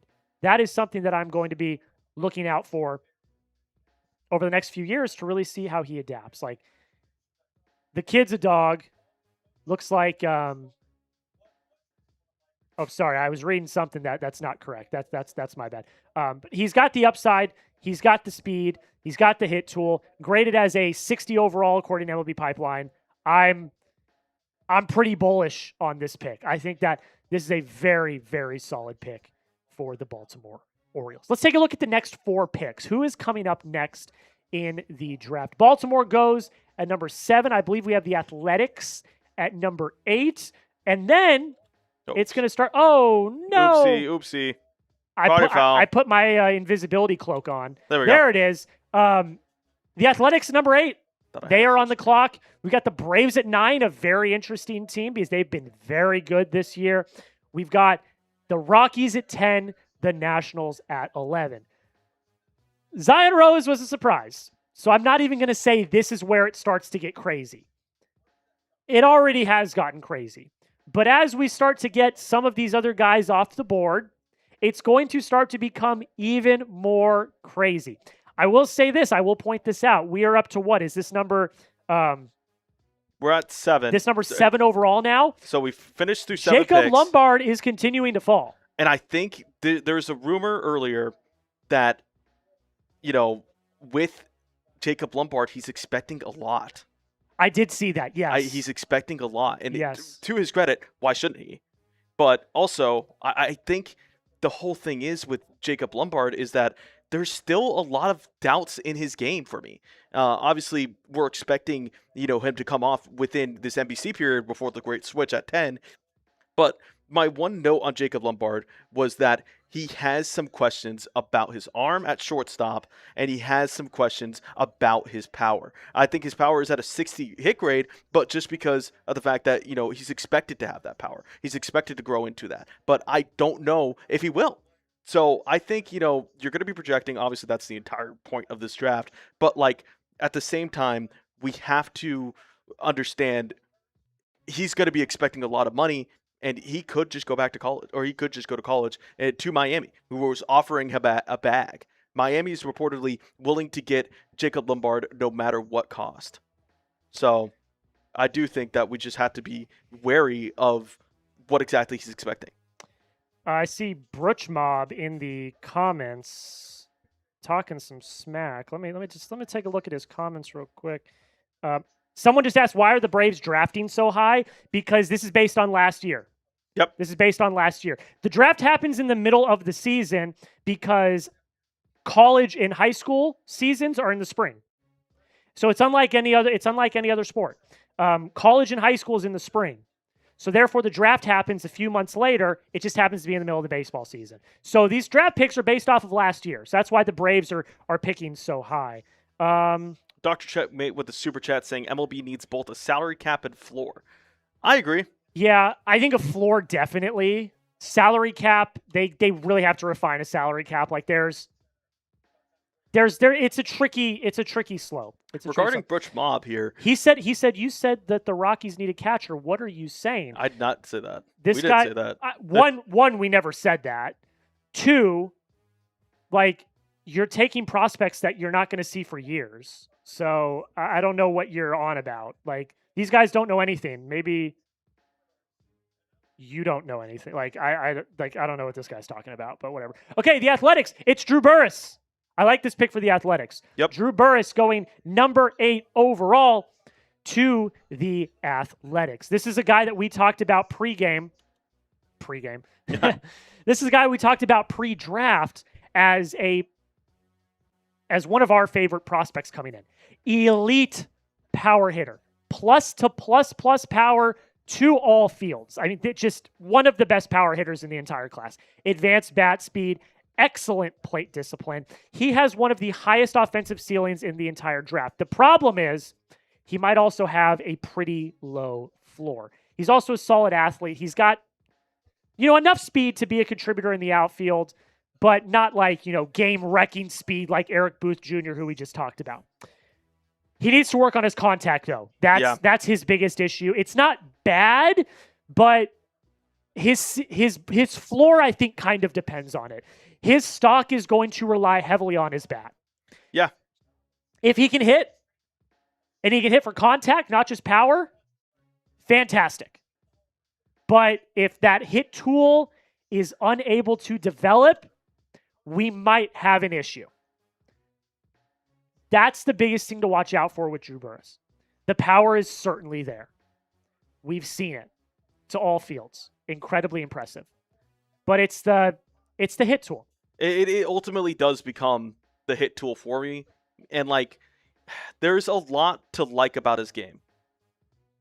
But the problem is, and this is actually a good pick for the Athletics here. They have, once again, another sneaky good hitting system. Shea Langoliers had some notable adjustments in the past year that allowed him to become Shea Bangoliers. And then obviously Nick Kurtz, one of the more up-and-coming young rookie or young superstars we've seen in the MLB. So I think he's going to the right place. These are guys that sell out for power, and they've been hitting. They've been raking at the Athletics. So I will be interested to see how they do in that wild Las Vegas run environment it's expected to be. So I think this is a guy who translates perfectly to that new ballpark, which should be in the next 2 years, I believe. Yeah, in the next few years. Yeah, so I don't remember exactly. The Braves are another team that I could see going under slot here. Yeah, for sure. But yeah, just rounding out on Drew Burress, it's the hit tool. Yeah. I'm just going to continue to say that for him. It's the hit tool. If they can develop him, which they've got a pretty good developmental system, the Athletics do. If they can develop him, very high on the pick. But again, someone that is going to live or die by his hitting. The defense is fine, but it's not going to carry him. So it's the hit tool. It really is the hit tool. Super chat menu. We did get a super chat, right? Oh, we did. We already answered it. We already answered it. But we got the super chat menu. If we want to push this over real quick. Every 10 subscribers. Oh, we changed this to 30, right? Every 30 subscribers is a Bean Boozled Jelly Bean. $5, we'll talk about your team, but we're also going to do this. If you send in a $5 super chat and you ask to talk about a prospect, we'll talk about that prospect. And then if you have already subbed, but you still want us to do a Bean Boozled Jelly Bean, if you hit us with a $20 super chat, we will do a Bean Boozled Jelly Bean as well. Just taking a look at our sub count right now. Yeah, where are we at on that? How are we looking? So we're 25 subs away from 400. If we can get to 400 by the end of pick 10 before the great switch, we'll do another Bean Boozled. Ooh, I like that. We'll both do a Bean Boozled. I like that. Yep, I'll do that. I'm all for that. Okay. Atlanta Braves are on the clock. We are 8 picks through so far. The biggest surprise so far, Zion Rose going to the Kansas City Royals. Clearly a money move there for Kansas City. But now Atlanta's on the clock. And it looks like the pick is about to be in. Again, make sure you hit that subscribe button. They're about to change over to MLB Network after pick number 10. And I know a lot of people don't have access to MLB Network. So make sure you stay around and don't miss out on what goes on. Oh, the booze. Okay. AJ Gracia is the pick. Oh, wait, this is the wrong guy, I think. Is it? No, that's right. Yep, that's right. AJ Gracia is the pick for the Atlanta Braves. Was listening to Baseball America this morning. They were talking very, very highly of Gracia. You pegged it too. Probably a bit of a money move here for Atlanta, but that doesn't mean he's not an impressive prospect, though. He's got very strong bat-to-ball skills. One of the most consistent hitters in all of college baseball. Like, he was able to put bat on ball consistently. He also has elite strike zone awareness. And on top of that, not only does he have the elite contact skills, he's also got home run power to all fields. And he's a lefty. I mean, he's got all the traits you want offensively. He's also got a projectable frame coming in at 6'3", 195. He's got room to add more strength. He's got room to add additional game power. Like, he's got that potential. The in-game power is not as good as the hit tool. It's the hit tool that carries him. But like we just mentioned with the frame, if he can continue to grow out and add strength, he could make that a part of his game too. His athletic upside's not fantastic. He's a below-average runner. His arm strength's also graded as average to below average. So he doesn't offer a lot of versatility. Probably more of a corner outfield type guy. But he's a guy that, if he can get that power, if he can continue to grow into his frame, you could see him in the next few years, like, be an impact bat for a Braves team that's already on the rise once again and is already pretty good. And look, Ronald Acuna Jr., I love him. One of the best players in all of baseball. But he continues to consistently have injury issues. Yeah. If you have AJ Gracia waiting in the wings in your farm system, it's a valuable pick for them, I think. I will and say, you're getting him under slot too, like you said. And the thing is, too, and I just shout out to one of the commenters here, the college bats run is kind of happening earlier. Yeah, it is. It really is. So we already have, let's see, 1, 2, we've only had one pitcher so far too, right? 3, 4, yeah. We've only had one pitcher so far. Now, I will say, I do not think the pitcher class is that good this year. So we have five college bats in the top 10. And 5 outfielders in a row as well. Exactly. So this yeah. run is happening a lot sooner than a lot of people thought. I wanted a college bat. That's not going to happen. So I really do think that when we're talking about this college bat run, we're going to see a lot of, and this is what I told you in the pregame or the pre-show, pre-build-up. This draft is going to be very interesting because of the CBA with high schoolers. High schoolers are going to demand more. They're going to demand more, and that's why we haven't seen Jacob Lombard go off. Yeah, that's absolutely true. And Jacob Lombard is falling. He is falling. The fall for Jacob Lombard is on. Those rumors, like Xavier mentioned, of him demanding a lot of money seems to be true. And I like Lombard. He's a good prospect, but again, like you've got it's the prep, like the prep concerns are always there. So it's going to be interesting to see. But we got a $5 super chat from Jay. What do you see the Reds doing with their pick? Where are they picking? I believe they're picking 19. They are picking 18 overall. The thing is, I like a bat for them. I don't. You don't? The thing is, what do you think? You have to wonder how long Chase Burns is going to have. They don't like paying their players. That's true. I thought because of Chase Burns that they'd go after a bat. The thing is, they don't like paying their players, and as much as that hates, they're going to have to play Ellie. They cannot justify not paying Ellie. Oh, for sure. They cannot justify that. The thing is that I think they're going to go after. They like college pitchers. They're going to go after the top college pitcher. What does that look like for me? I think Peterson. I do like Liam Peterson for them. I think he's a good fit. I think ultimately, let me see, my guy. Cameron Fluky. Hunter Dietz. I like Hunter Dietz for them. Liam Peterson. So I'm going to spotlight Hunter Dietz for you. Hunter Dietz is Cole Carlin. Those are all names in that realm. Hunter Dietz is a lefty guy. Yeah. He's a college guy. 21, still really good. I think ultimately the problem with, the Reds is that they're going to have to go for the college guy. He has 55 fastball. Slider's really good. My favorite pitch of his is the cutter. The cutter's really nice. Really good pitch mix. Could be a good starter. Solid control. Has the tools for them to develop him. So I like it.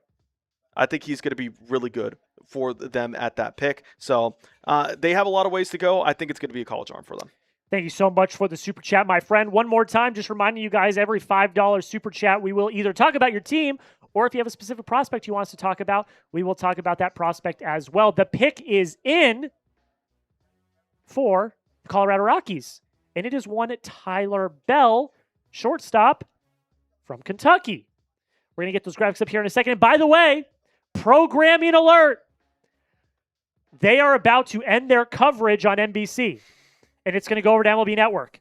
I know a lot of people do not have MLB Network. Stick with us. We're going to be live for the entirety of the first round, including the comp picks. So do not miss out on that. So don't leave. Hit that sub button. Join us. Don't leave. We're going to be here for the entirety of the first round. Okay, let's talk about Tyler Bell, the newest member of the Colorado Rockies. Number 10 on MLB Pipeline, so they nailed number 10 as well. One of the most well-rounded position players in the entire class, in my opinion. He is a switch hitter, so that's something to note. Excellent plate discipline and also solid bat-to-ball skills. He's also really good at shortstop. He's got an above-average arm. He also has the versatility to play all over the infield if needed. And there's also really no glaring weakness with Tyler Bell. Not necessarily a bunch of plus traits for him, but he's very well-rounded, very consistent, which is something to keep an eye out for. He's got a very high baseball IQ. The biggest thing for him is the power. There's questions about how much power he's going to have at the next level. He had 9 home runs last season for Kentucky, didn't flaunt a huge power profile, but still average at best. And, like I already mentioned, being well-rounded, doesn't have a lot of elite tools, but he does a lot of things really well. Injury concerns. I always like to talk about injury concerns here. Shoulder injury in 2026. It created some durability questions, although it involved his non-throwing shoulder. And he finished out the season. So something that I'm not super concerned about overall. I mean, I'm gonna sound like a broken record here, but I like this pick for Colorado. I think it's, once again, very well-rounded pick, and that's all you can ask for. Not even that, Jack. Another college hitter. Yes. Infielder though. Yeah, but still, and it's one of those picks where, also, by the way, we're having a little programming update of we're officially switching over. Yep. But it's another college hitter, and I think with the way that Tyler Bell has that hit tool, I think it's going to carry him. It's going to carry over. Yeah. I think, if you're a Rockies fan, it's going to translate to Coors. If you're wondering. Well, yeah, and see that's another thing to think about. Is like the hit power might not be there now. You put him a mile high up in Denver. Who's to say? Ultimately, who's to say? So that's going to be something to look out for. Tyler Bell, I'm pretty bullish on. Again, very well rounded. That's like the biggest thing for me. So yeah, really awesome for Tyler Bell at number 10 overall. The Washington Nationals are on the clock, but let's talk about the Los Angeles Angels, who are on the clock right after them at number 12. Top choice for the Angels at 12. Okay, well, let's take a look. We can look at who has and has not been taken yet. Let's see. Gotta go again, another underslot guy, Art Moreno. New GM. History of picking high school guys. Okay. Trevor Condon. Okay. How about, let me look here. I would say Jacob Lombard, but I just don't think they're going to spend. What about maybe not? What about Chris Hakopian? Well, if you're to believe this new report, he might be gone. Nationals. Oh, you think? Oh, I didn't see that. I'm not reading the tweets anymore. I just don't trust him. Yeah. He might be gone. I would say he's going to be a good fit. I love Trevor Condon, man. Yeah. Oh, yeah. Great prospect out of Georgia for sure. Let me look. I mean, so you said high school. Yeah. I was gonna say Bo Lawrence, but I don't know, man. He's got a lot of question marks. He's had some not great reports come out about him as of late. So you don't think they're gonna go college? I don't, just because they're gonna go under slot here. Okay, I see. I think this is where we end the college run. I think probably Trevor Condon. That, like, honestly, I know I sound like a broken record here with you, but like, it's kind of the one that makes sense. It is the move that makes sense the most. Can we get some volume up on this, by the way? Yeah, for sure. Oh, no. Oh, yeah. Can't you do that? Can we not? Oh. Okay. So we got the official report, by the way, for both the Angels picks and the Nationals. Are they just going to start flying in now? Yeah. All right, let me see if I can get this on the TV. I've done this before. So the pick is in for number 11, and it is Chris Hasopian? I did it. Chris Hakopian. Chris Hakopian, second baseman out of who had this? This was I believe I got it from Passon. Okay, cool. Chris Hakopian, number 14 on MLB Pipeline. He is we're talking about these college proven hitters, one of the safest college bats in the entire class. He has an incredibly high offensive floor. Like, the hit tool is supreme here. Like, he puts bat on ball. He puts it in places where fielders aren't. He's really solid from that point. He's also got above average raw power. If he can translate that into in-game power, he could be another slam dunk player here. He also translates it to all fields. The profile, we talked about this a few players ago, and you're going to see this quite a bit as well with some of these prospects coming up. The profile is going to depend on his bat. His bat is where he lives. His bat is going to be his make or break. If he cannot figure out the power, he might be in a little bit of trouble, just in my opinion. But he has a long track record of positive offensive production, especially against quality offensive talent in the SEC.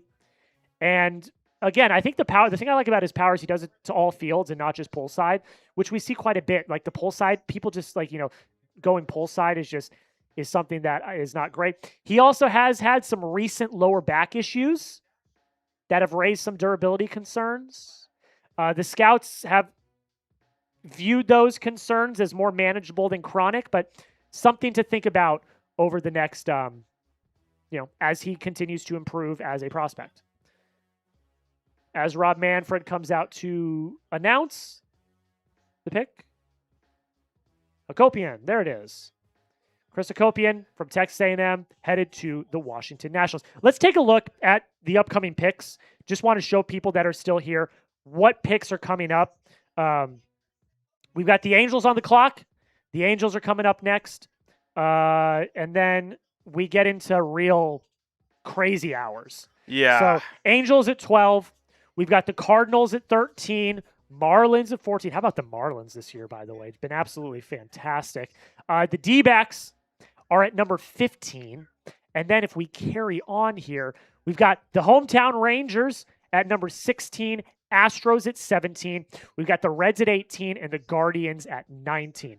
Real quick, we've got to tell the people at home about our friends at SeatGeek. While we do that, get down below in the comments for me so far. Tell me, who is your favorite prospect still available? Let me know that down below in the comments, and we're going to give you a word from our sponsor, SeatGeek.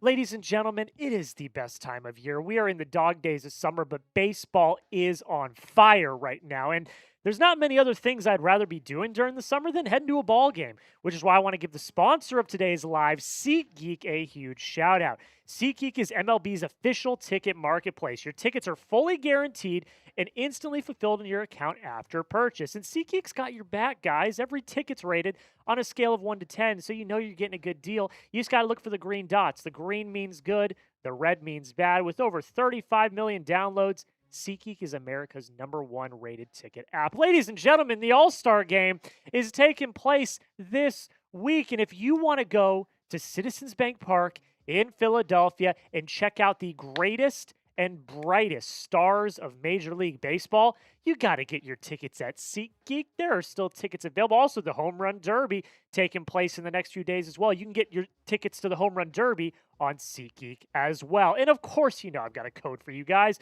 When you use code CHAT10, you're going to get 10% off your next set of tickets at SeatGeek. That is new and existing users. 10% off any tickets with promo code CHAT10. Make sure you click the link in the description to download the app and have the code automatically added to your account so you can use it later. Thank you to SeatGeek. Thank you so much to SeatGeek for sponsoring today's show. We could not do it without them. As I asked you guys, who's your favorite prospect still available in the draft? Let me know in the comments. I'm going to give some shout outs here. I see Kingston. I see Ultimate Football saying LeBron. Tyler Eldridge is saying Ace Reese or Jacob Lombard. Ace Reese is a good one. Ace Reese is a good one. Lachey is saying Daniel Jackson, my favorite prospect. I'm very much looking forward to seeing him get picked, hopefully to the Red Sox. James Medii in the Red Sox chat is going Daniel Jackson. Luke's is also going Ace Reese. Speaking of Ace Reese, we got a super about Ace Reese. Did we get a super about Ace Reese? Yes, we did. Will you talk about Ace Reese, Alex? You ask /super, and we shall talk about Ace Reese. Another one of my sneaky, favorite prospects in this draft. I'm very, very high on Ace Reese, the third baseman out of Mississippi State. He possesses plus in-game power. In-game power. And he is consistently making hard contact against elite pitching in the SEC. 24 home runs last year in the SEC. It's pretty damn good. On top of that, he's also got advanced plate discipline and a mature offensive approach. He's got both the power and the contact ability, which is fantastic. He is a bit of a swing and miss concern, so he's got to work on that, but I think he's one of the highest offensive upside players in this draft. There are some defensive limitations as well. Not certain that he's going to end up at third base, but if you're a Red Sox and you need a first baseman, Ace Reese could be the first baseman of the future. So I'm very high on Ace Reese, one of my favorite prospects of the entire draft. And yeah, the pick is in. I was correct on one of the aspects. I knew it was going to be a high school guy. I really like this guy.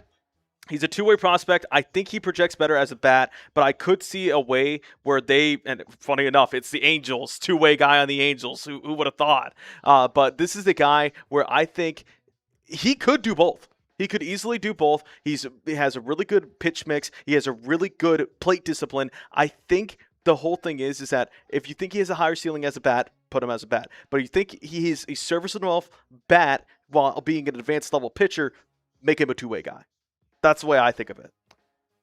Yeah, I think his pitching is probably the calling card for him. Yeah. His slider and change are both above average. He's got a really good fastball. His pitch mix in general is it's quality already, which is really great. And he's going to need to decide whether he needs to pitch or hit. I'm sorry, there's not many Shohei Ohtanis that exist. But this is a team that has developed a guy like that. True. In their minor leagues, and they have not really fired anyone in their minor league system. But there is there's more projection, I think, with him offensively, where I feel like as a pitcher, he's more of a sure thing. Just in my opinion. Yeah. The power is still very much a projection. He's got to add strength and bat speed. The thing is, though, below average speed, the running ability, like if he's going to play in the outfield, the speed's not really there. I think the pitching, it just makes sense for him to be a pitcher. I think he'd be a good pitcher.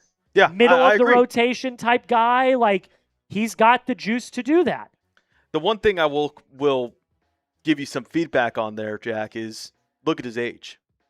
I mean, youngest yes. player in the draft. And the thing is that I think his bat and his pitching profile are really advanced for his age. For sure. Absolutely. And I think, ultimately when you're projecting these high school guys, because at the end of the day, we're coming up here, we have our scouting, we have our reports, Mm-hmm. we're projecting. For sure. We're projecting these guys. And I think if he wants to stick it out, like there's been some notable guys who didn't really work out as two-way guys. Like Jake Cronenworth of the Padres was a two-way guy. And I think, they're going to have to try to figure it out for a little bit. But I really do like this guy. I think I would have had him as a target for me at 21, but I really do like his intangibles and what he can do potentially for, and I think this is a great fit for him in the Angels. Underslot guy as well, so they'll have some more flexibility later on in the second and third round. So Jared Grindlinger goes number 12 overall to the Los Let's give it a little bit of a recap. Angels. Why not? Let's give I was thinking the exact same thing. Let's one. take a look at the picks that have happened so far. In case you guys are just joining in, we still have 1,100 people watching on our main Chat Sports YouTube channel, almost 200 watching on the Red Sox Rundown. I appreciate every single one of you who's decided to have Chat Sports as your site for round one of the MLB draft. Rock Schlofsky, not much of a surprise, goes number 1 overall to the Chicago White Sox. Grady Emerson goes number 2 overall to the Tampa Bay Rays. Von Lackey is headed to the Minnesota Twins. Really like that pick for Minnesota. Jackson Flora, the first pitcher taken off the board, goes to the San Francisco Giants. Then we have the next batch of picks. Derek Curiel is going to the Pittsburgh Pirates. The first kind of surprise of the day. Then the biggest surprise of the day so far. Zion Rose goes number 6 to the Kansas City Royals. Eric Booth Jr., who's an absolute dog, is headed to the Baltimore Orioles. Drew Burress, I think probably one of my favorite picks of the night so far, goes to the Athletics. AJ Gracia is going to the Atlanta Braves. Tyler Bell is headed to the Colorado Rockies. Chris Hakopian is going to the Washington Nationals. And then, as we just saw, Jared Grindlinger is going to the Los Angeles Angels. And the pick is in for the St. Louis Cardinals. We're about to find out. Here comes Rob Manfred. The pick is Trevor Condon, one of your guys as well, is headed to the St. Louis Cardinals. Get a load of this, folks. 70 grade speed. Just like Eric Booth Jr., 70 grade speed. Explosive acceleration. Projected to be an above average 2+ defender in center field. And on top of that, he's got really good strike zone awareness. He has elite contact skills at the plate. He's a threat every single at bat.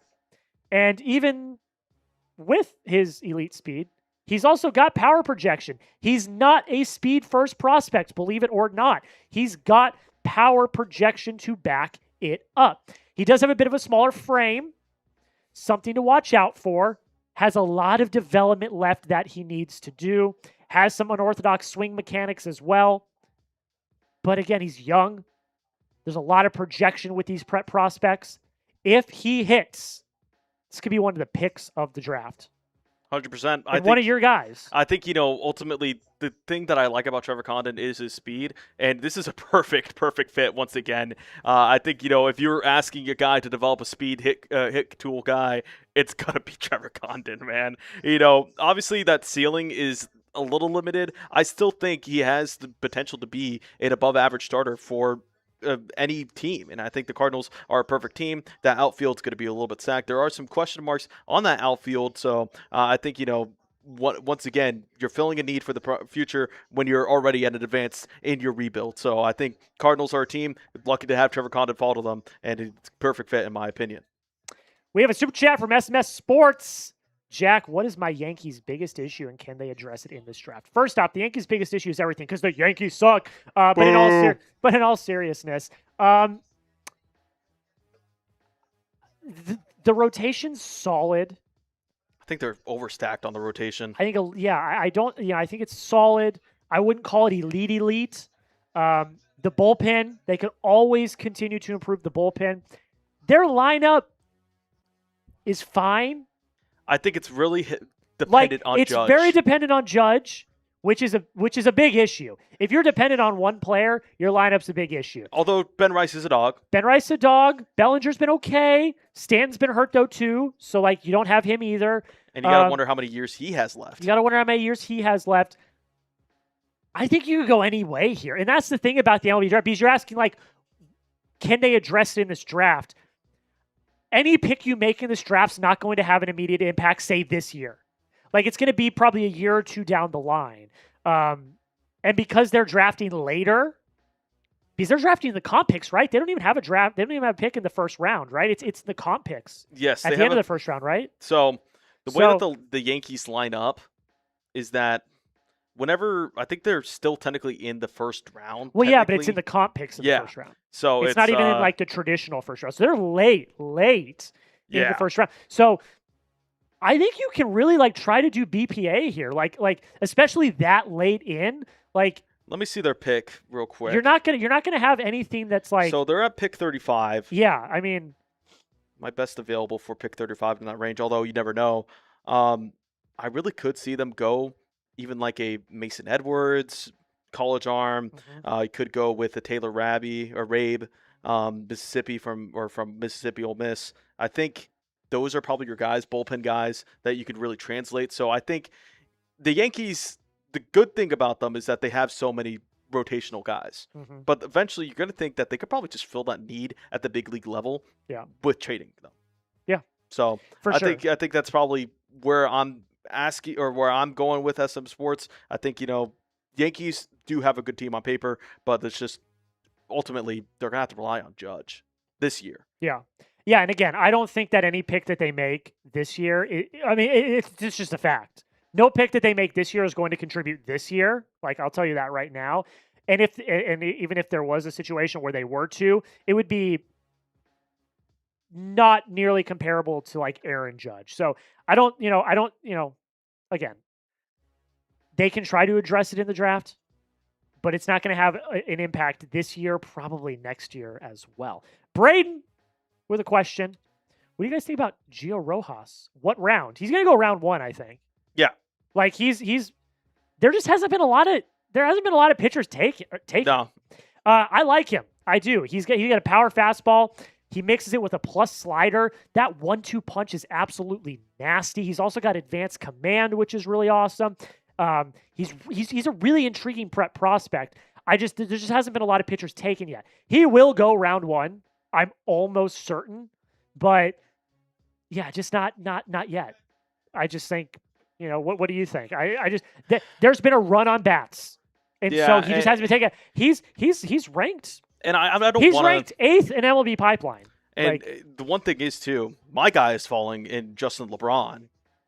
That's my top target. Yeah. At 21, which I think someone's going to take a pick on him or stab at him. Although there was rumors, like I said, that teams were trying to get him to have a higher slot value than what people want to pick. I think the thing is with Gio Rojas is maybe you're just worried about it, as the Marlins are about to pick, so we'll get into their pick momentarily. We did have a little bit of a lull, so you haven't missed anything.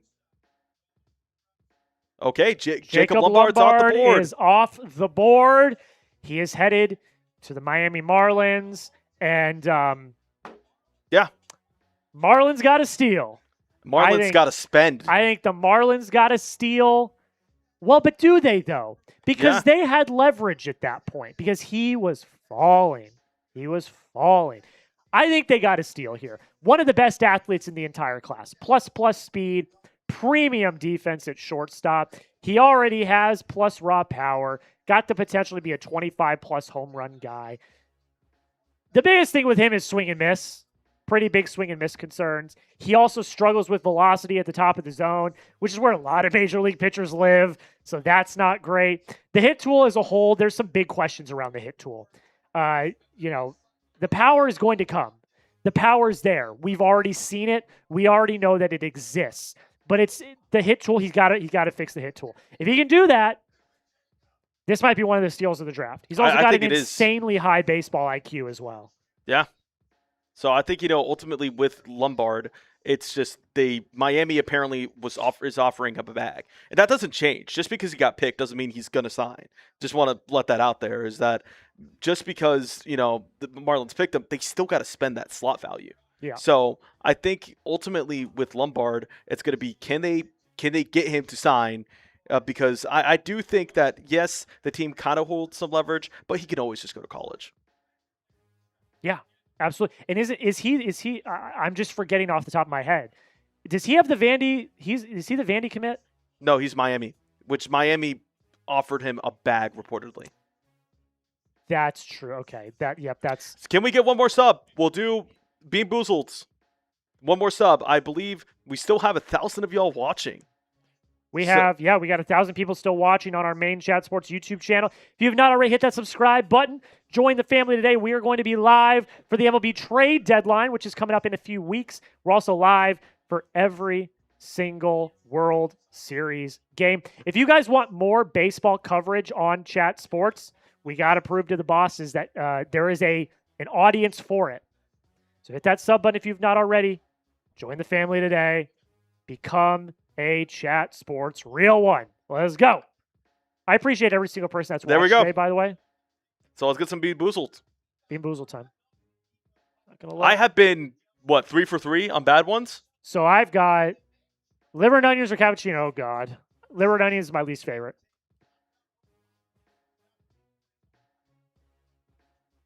Liver and onions. Ah, you got your first bad one.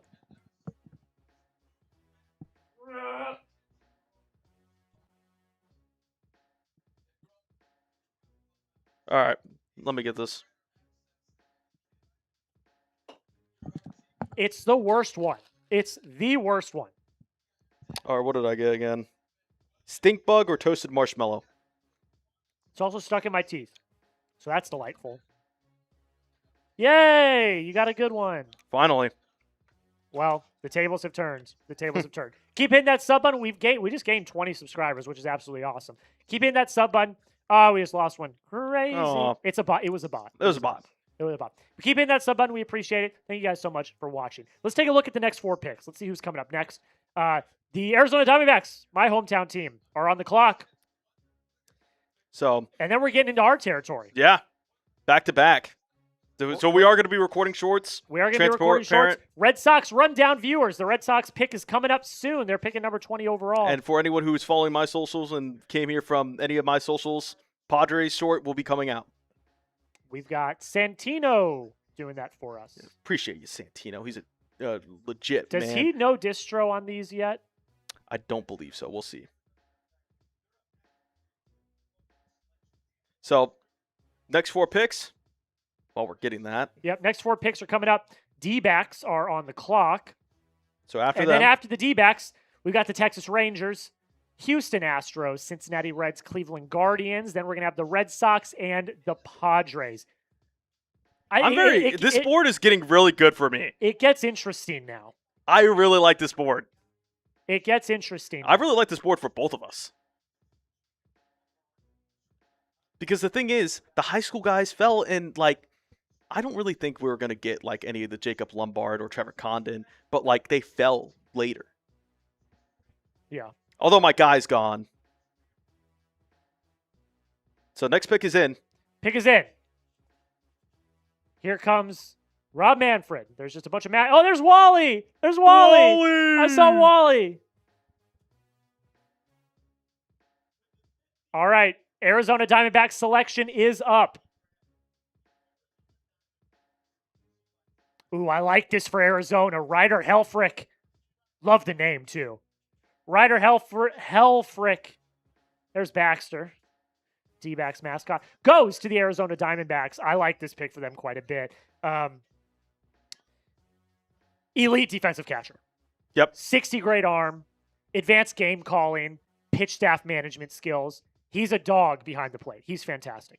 He's also got above average in-game raw and in-game power, along with an incredibly high baseball IQ and plate discipline that has improved over the last few years. He's got one of the highest floors of any prospect in this draft due to his elite defense. Yeah, I agree. Like, he's got one of the highest floors in the entire class. The power's fantastic, as we already talked about. Above average raw and in-game power. The contact skills are graded below average. He does need improvement to translate to the big leagues. Big swing and miss concerns, and he also has a pull-first approach. So, something that's going to have to improve. I do like the fit for the Diamondbacks. I think their system is pretty catcher deficient. The only problem I have with this is that I don't know if I trust the Diamondback staff. I understand people are going to like, oh, well, they draft or they developed Corbin Carroll. They developed a lot of their guys, but it's like the thing is that this is a little bit more of a projection to the extreme of I think you're going to have to rework his swing. Yeah. I think you're going to have to completely rework his swing. Corbin Carroll, I thought had a pretty nice swing coming out of college or coming out of the draft. I think he was one of the guys where I thought he had it pretty easy and it was going to be translating to the MLB. Ryder Helfrich, I don't know if I agree with that. I think his defense is great, elite defensive game caller. I just think he's going to have to rework his swing entirely. Absolutely. But I think if that can translate and the D-backs can treat him right. And he could be the guy we could think he could be. I think we're cooking with this. I agree with you. Hit that like button if you have not already. Join the family today. We are coming up on 400 likes. Well, actually, wait, we're almost close to last year. Last year on Maine, we had 399 likes. Can we get to 400 likes on our Main Chat Sports YouTube stream? Can we get to 400 likes? And on our Red Sox Rundown stream, if you're watching on the Red Sox Rundown, we're at 76 likes. Can we get to 100 likes on our Red Sox Rundown stream? Hit that like button if you've not already. If you love Major League Baseball, I love baseball, Ponzi loves baseball. That's why we're here, because we are seam heads through and through. Hit that like button if you've not already. Help us get to 400 likes. That would beat last year's draft if we get to 400 likes. So like it up. We are trying to get more coverage. Like, this is probably one of the more things that we want to show y'all. We want to show y'all that we are seam heads through and through here. We are dedicated to giving you MLB content. We just got to prove to our bosses. Yep. Our bosses are watching. They're watching. They're looking at the metrics here, and they're showing that we need to get this like number up. We need to beat our last year's goal. Obviously, we appreciate your support, and we did. 404, just like that. Hey! That's just all because of you guys right there. Now that let's get is to all 100 you. on Red Sox. We're at 81. Exactly. Let's get to 100 on Red Sox, but we appreciate you guys so much. So let's look at the draft recap. This real quick, just so we have a little bit. So people know where we're at. Yeah, exactly. Well, the pick is in for Texas. Oh, so hold up here. Pick is in for the Rangers. Because I think you'll like this one. If this is the guy who I haven't. The Rangers. Someone had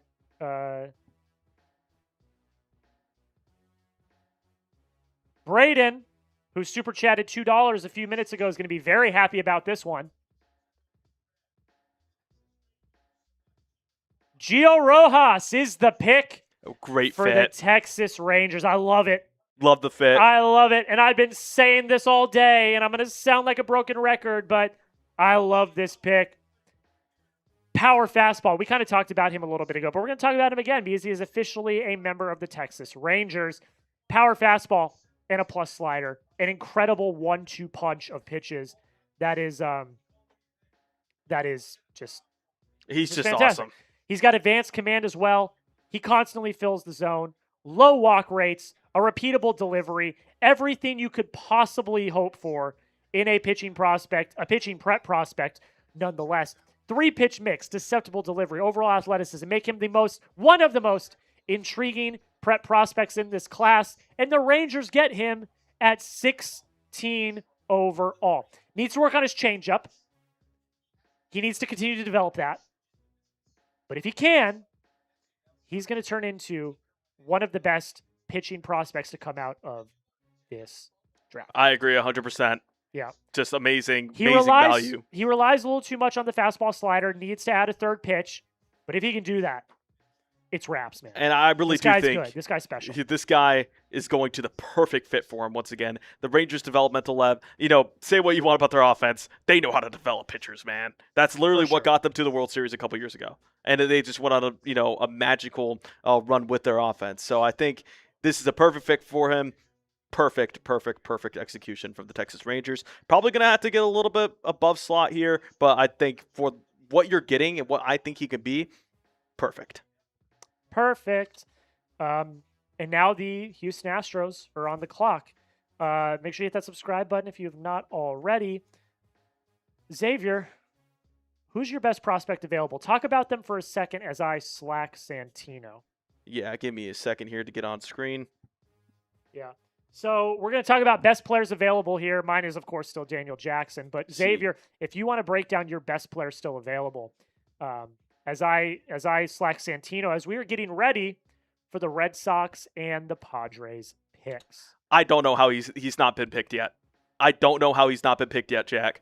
Justin LeBron is everything you want in a college-ready hitter. He is amazing. His defense, yes, I understand, is a little bit questionable at times. But, dude, I don't understand. He has MLB Pipeline has a 60 field. I probably have it closer to 55. But hit tool, I understand, a little bit lower. He has really good power, though. He's been hitting, 16 home runs at Alabama, top of the top SEC pitching. Does have a little bit of stolen bases as well. He could run. He could hit. He can hit for power. I love him. I think you're not going to have to rework his swing. I think ultimately it's just trying to get the plate discipline a little bit down just because, he's going to strike out a little bit. His bat speed's really good. I don't know how he hasn't gone.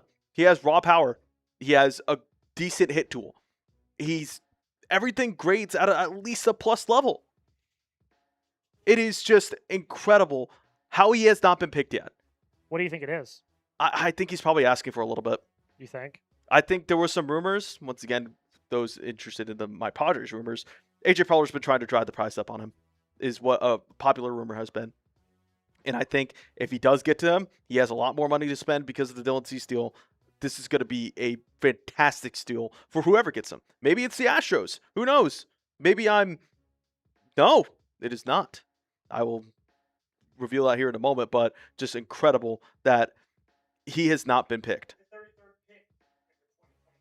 Oop. But I really do like Justin LeBron's skill set. Another guy that I really like too, let me see where he is. We talked about Ace Reese a little bit. I do love Liam Peterson. He's not a fit for me for the Padres, but if you're looking at the Astros, maybe a guy like Liam Peterson could really be a good fit here. I think they might just go with an outfielder, though. Their outfield system is really bleak. I worked for the Astros. I worked for the Corpus Christi Hooks, and that outfield system, not good. Not good right now. The pick is in, by the way. So. And you would be correct. Oh. It's also one of your boys. One of my boys? One of your boys. Hughes? Hughes. Oh, my gosh. Dude. Logan Hughes is the pick for the Houston Astros. I put this in our database, and we'll get some coverage on him right away. That is wild. This is he was projected to go a little bit lower than this. He was. He's MLB Pipeline has him ranked 42nd overall. But let's talk about him. Logan Hughes goes to the Houston Astros. He is an advanced hitter. That's the calling card for Logan Hughes. He has the ability to consistently make hard contact against both velocity and quality breaking pitches. He also produces above average raw power and does not sacrifice contact.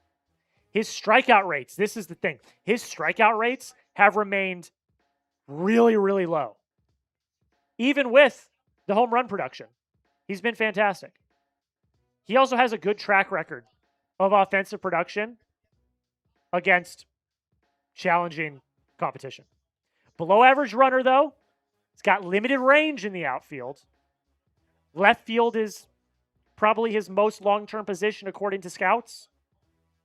And there's not a lot of production or projection going forward with him, too. A lot of what you see is what you get with him. Yeah.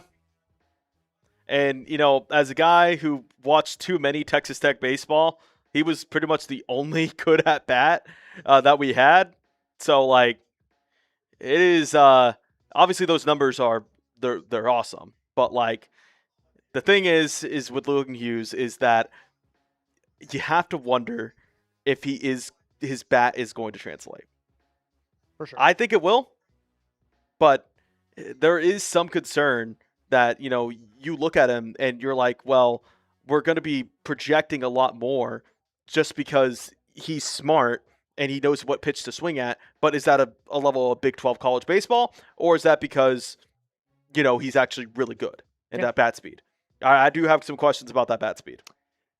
Yeah. This is a money move. This is a money move. Again, not as bullish on this pick. I think it's fine, but I think he really should have been a second-round guy. Yeah. But this is definitely slot value, shenanigans, whatever the case may be. The Cincinnati Reds are now on the clock, by the way. Shout out to Loco Lopez. Shout out to Loco Lopez. We are continuing on here. If you are on the Red Sox rundown, we're close. We're close. Here are the picks that have gone down so far. If you are just joining us, still over 950 people watching on our main Chat Sports YouTube channel. Rock Jalofsky goes number 1 overall to the Chicago White Sox. Not much of a surprise there. Grady Emerson is going to go number 2 overall to the Tampa Bay Rays. Vaughn Lackey goes to the Minnesota Twins. Jackson Flora, first pitcher off the board, goes to the San Francisco Giants. Then we had 5 through 8. Derek Curiel goes to the Pittsburgh Pirates. Zion Rose, biggest surprise of the day so far, is headed to the Kansas City Royals. Eric Booth Jr.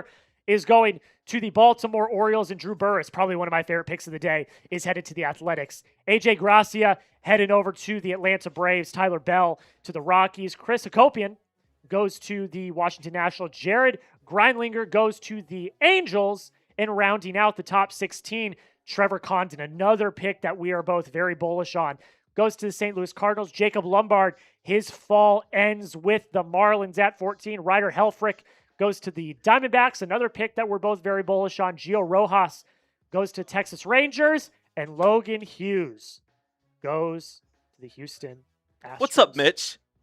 Mitchell Renz. What's up? Yeah? Hey, thank you. Mitchell Renz of the Raiders Report is here. Raiders! Raiders! No, they're later. They got penalized. Yeah. The draft's the draft. Your Vegas A's crushed it. Yeah, they did. Took a really good player. So make sure you guys hit that sub button. Hit that sub button right now. Every 30 we do a Bean Boozled. Which you have to. Oh, I do? Shoot. Yeah, look. See the 435? Yeah. Pick is in. I'm not even reaching for it. What's we up? have a good bit of super chats. We're up to 20. Here, get over here. Okay. This is either strawberry banana smoothie or dead fish. So if someone does or donates strawberry banana smoothie. So Mitchell Renz of the Raiders Report is here, ladies and gentlemen. And he said, if someone sends a super chat more than $20. Oh my gosh. So surpassing what we've already gotten. He will come in and do a beer bong. Mitchell Renz of the Raiders Report. My guy just went again, Jack. Yep. Justin LeBron James.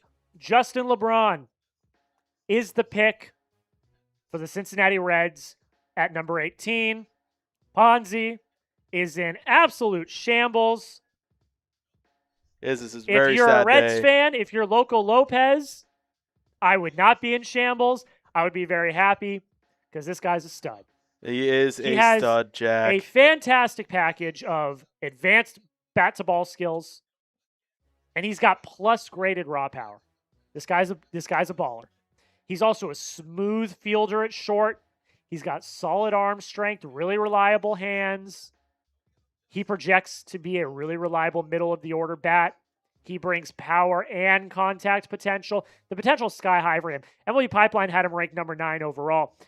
Here's the thing I know everyone's going to be asking, but Xavier, what about Ellie De La Cruz? Well, here's the biggest concern for LeBron. His range at short's a bit of a concern. Yep. So he might project to third base, maybe second base. I like him at second. But so therefore, they have not really an issue with Ellie. So Sal Stewart's a third baseman, right? Sal.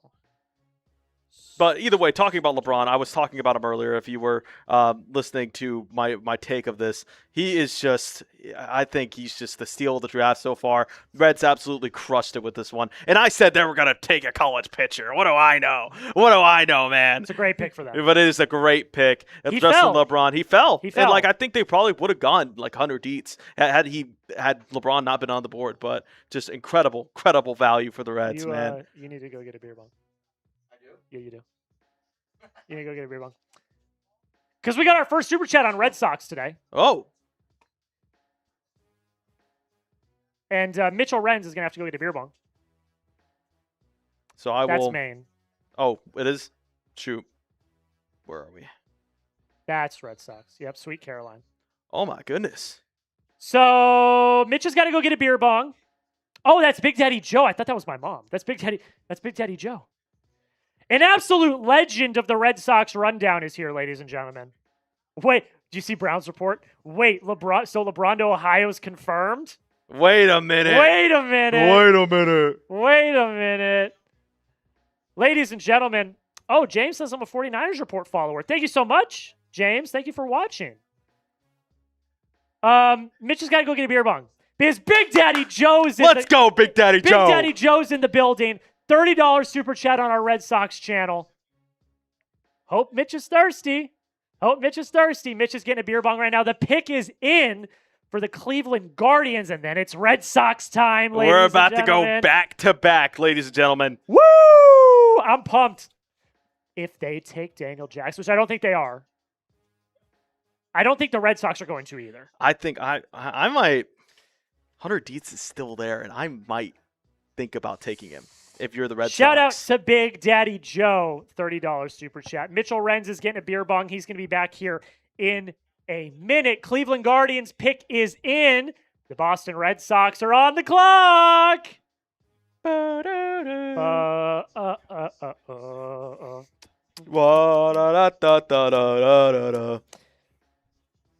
have the pick. Is that confirmed? Confirmed? Like by not old Jim, who I hate now? Or Joe, whatever his name is. Just waiting. The pick is in, and then Mitch is going to do a beer bong. Liam Peterson is the pick for the Cleveland Guardians. Oh, yeah, don't push it yet. Oh, yeah, it is. It's Liam Peterson. We didn't get this time. Liam Peterson is the pick for the Cleveland Guardians. How you doing, Mitch? Power fastball. Power fastball. Sits 95 to 97. He's got the ability to reach 99. It's got excellent life. Generates a bunch of swing and miss. That's his calling card right there. Is the fastball. I gotta see who this is. Not only does he generate swing and miss with his fastball, he's also got a plus slider and a changeup that he has been improving. That also generates swing and miss. He's got an excellent 3-pitch mix, guys. Like, this guy is a baller. He's got to work on his command. That's been the biggest thing for him, is he's got below average command. If the development department in Cleveland can figure out the command of Liam Peterson, he could be an absolute stud. He's got an issue with walks. That's his biggest thing. And he also struggles to repeat his delivery, which can also lead to that lack of command. So if he can work on that command, if he can get it consistent, that 3-pitch mix it could translate to the league in a year or 2 years. So, good pick for Cleveland. Jack, I have multiple sources confirming Red Sox pick, and I don't think you're going to like it. That's okay. We'll We'll get to it when we get to it. Mitchell Renz. Hello, my friend. What's up, y'all? What's Big up? Daddy Joe. Oh, shit. Oh, there he is. What's up? I'm sitting, by Yeah, the way. we're both sitting. We're both sitting, so Well, I was like, oh, shit, I didn't expect that, but he's much taller than me, but I am sitting. not much. Big Daddy Joe, what's going on, man? Shout out to Big Daddy Joe. We got another 20 on Red Sox, too. So Red Sox starting to pick up Well, steam. I think, isn't that 100 total? 70, 80. So Big Daddy Joe got us to 100 total. Now we're at 120 total. Let's go. This goes out to Big Daddy Joe for partying with us last year. Shout out to Big Daddy Joe. Mitch is taking down the beer bong. The Freedom Funnel, might we add. So shout out to Big Daddy Joe. Big Daddy Joe says hey to Mitch in the chat as well. Okay. And it's gone. Okay, everyone lock the hell in. It's time. The Red Sox are on the clock. If you are in the Red Sox chat, let me know who you want. Everyone already knows who I want. I want Daniel Jackson. Daniel Jackson, no matter what. And they're about to reveal the pick. Do you want you full screen for this? Yeah. Okay. I do not have notes for this guy. Yeah. I have some. I Hold do up. not have notes. Let me give you my for notes. this guy. I didn't. Wait a second. Is he even on MLB Pipeline's top 250? Yeah, he's 75. Is he? Yes. Where? He's 75. Oh, he goes by Jake. Let's confirm. Okay, we're just gonna do Yeah, it. I saw a bunch Jake of sources. Schaffner. Is that how we pronounce it? Jake Schaffner Schaffner, yeah. is the pick for the Red Sox at number 20 overall. I had two How do we sources feel about confirming. how do we feel about this? I really do feel I have no notes on this guy. 60 grade run. So he's very fast. 55 grade hit tool. he's just disciplined. The thing is, he doesn't really have a good hit tool, in my opinion. Scrappy is what I'm reading Yeah. here. Left-handed bat, good feel for the barrel. He hits line drives gap to gap. Disciplined approach, rarely swings and misses. The thing Especially is, against fastballs. He's not going to be a slugger though. yeah, He's not going to be a slugger. He does not hit home runs. I'm confused. I'm confused. Because, and I'm about to do what I said not do, but I'm going to do it. Because I'm not talking about shortstop at the major league level right now. I'm talking about a shortstop they already have in their system. You've got Franklin Arias in your Yeah. system already. So I'm not particularly sure what the thought process is here. and see, I know they like drafting high school position players. The Yeah. problem is, I think there was a lot better guys on the board. Yeah, plenty.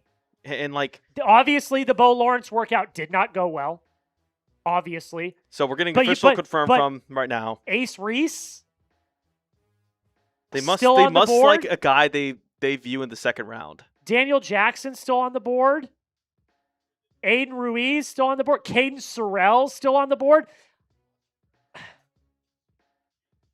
Yep, there's the confirmation. Jake Schaffner is headed to the Boston Red Sox with the number 20th overall pick. Padres fans, we're next. Let's go. After Jack records his short.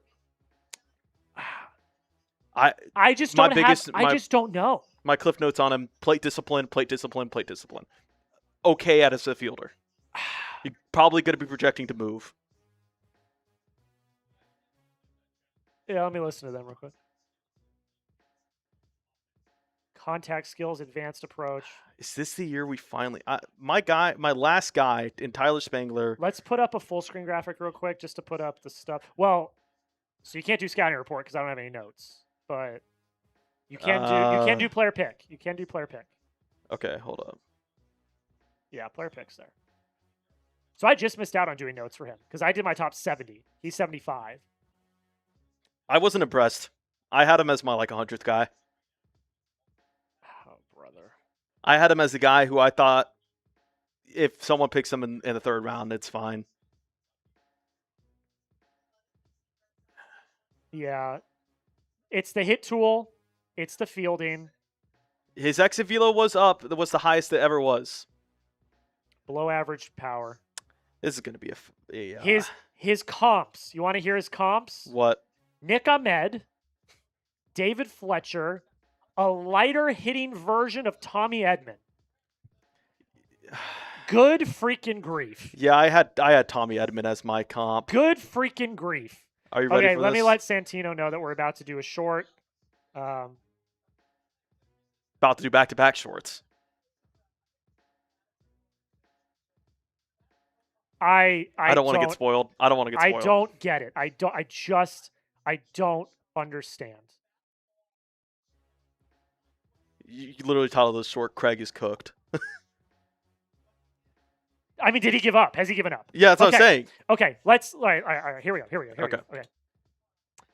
With the 20th overall pick in the Major League Baseball draft, the Boston Red Sox have made their pick and they select Jake Schaffner, shortstop from North Carolina.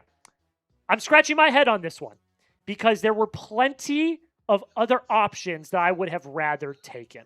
Ace Reese, Daniel Jackson, just to name a few. But instead they go with Schaffner. Really good contact tool. He's got a very advanced approach at the plate. Not a lot of power. Does not have a lot of in-game power. His fielding tool is probably his best tool, but he will probably have to move to second due to Franklin Arias also in the system. I am scratching my head at this one because I just feel like there were better players on the board. Craig, I don't know what you're doing here. Could he turn out to be a scrappy player that plays second base for years to come? Maybe. He's comp to Tommy Edman. I don't think that that's the best you could have done.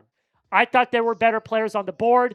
I'm a little bit disappointed, but it is the draft. So at this point, it is projection. We'll see how it plays out. Make sure you subscribe for the latest around the Red Sox. That sucks for y'all. Again, it's like I'm not mad. I'm confused. I mean, I'm mad. Yeah. But like I'm confused. I'm just confused.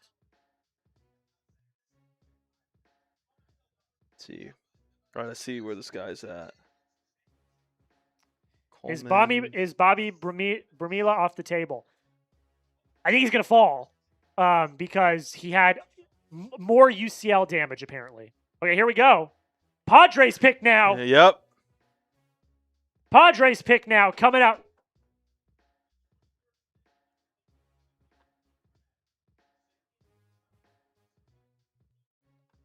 I love this pick. Ooh. He's a little lower on the MLB board, but I love this pick. Okay. It's AJ Preller's ideal pick. And I've got notes for him. Coleman Borswick, right-handed pitcher out of Florida, is headed to the San Diego Padres. Love it. Not a bad pick. I'm not going to lie. Not a bad pick at all. Well, what did they labeled him? Wow. So they announced it as a right-handed pitcher and third baseman because he does have some two-way potential. I mean, it's the pitching. Yeah, that's true. It's But the I pitching, like though. him as this. Yeah. And it's a right-hander too. Yeah. All right. Are we in? We are in. Let's talk about him first real quick. Yeah. Let's go then full screen. Then we'll do your short. Let's talk about him a little bit real quick. So Coleman Borswick, the best headshot of anybody's that we have here. Yeah. Power fastball, grade 60 to 70. That's See, regularly pitches 97, 98. He's also got a plus slider. We keep talking about these guys, these elite 1-2 punches of a fastball and a slider. He misses bats both sides of the plate. And that slider projects as an out pitch, too. It's not just a complimentary pitch. He does need to continue to develop his changeup. That is still being developed. He doesn't use it that much. But yeah, the secondaries really need to work. He needs to work on his delivery too. His delivery can get a little inconsistent, which could lead to some command inconsistency.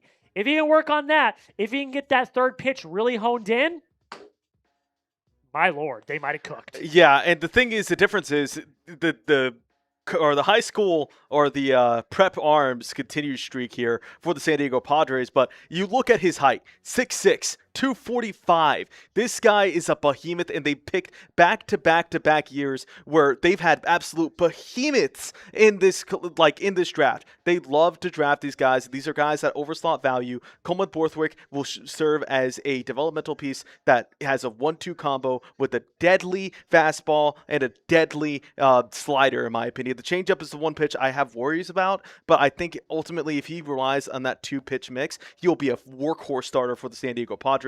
And he could easily be a premier arm. We're wondering how the hell did he fall to 21? I'm going to get into my short here. Oh, there's me. Oh, oops. Hello. Wrong one. All right. Xavier's going to get into his short right here. Make sure you're centered up, my friend. Yeah.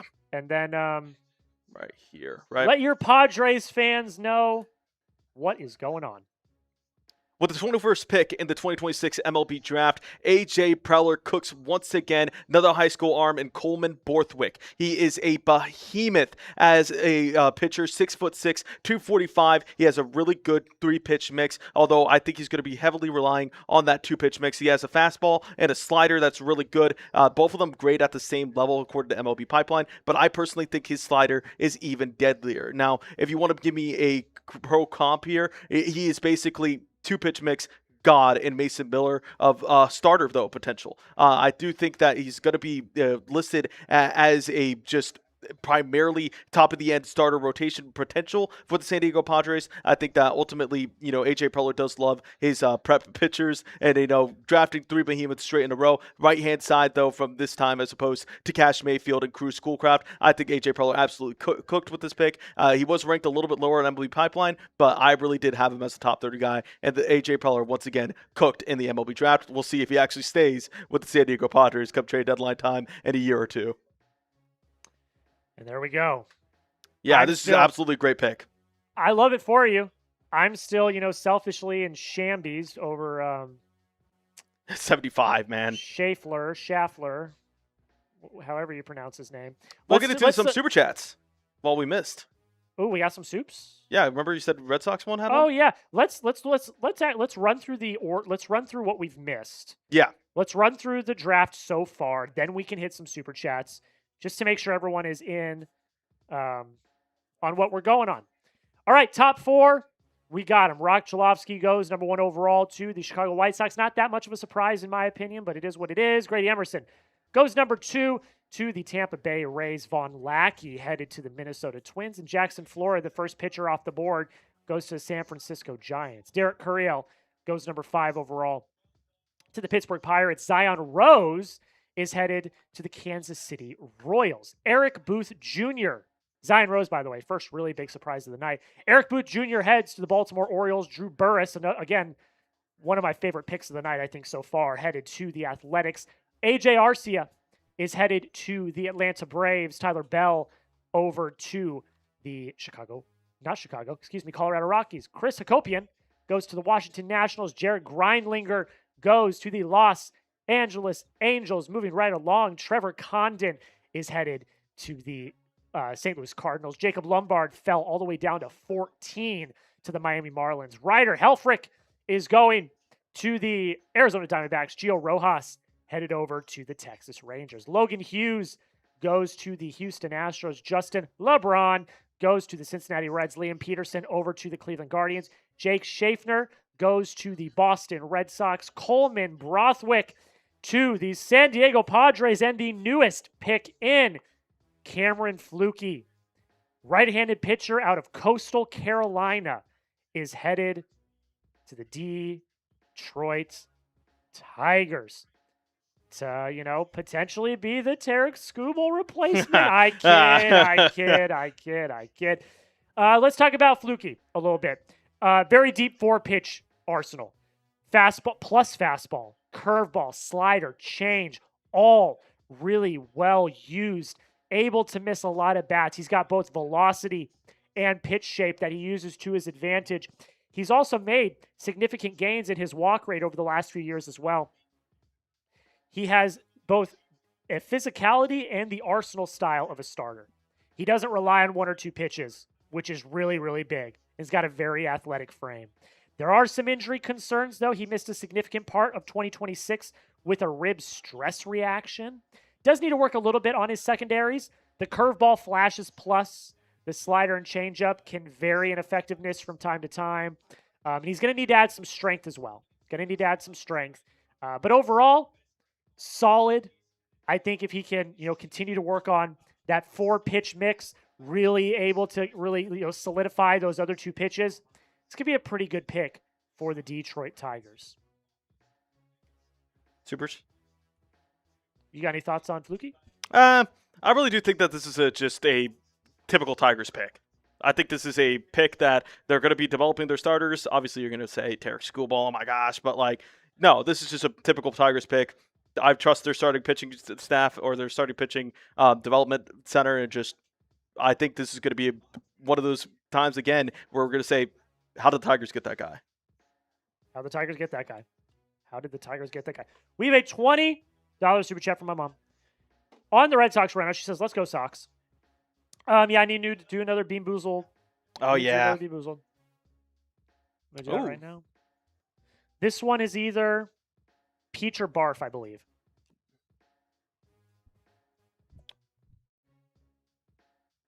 Yeah.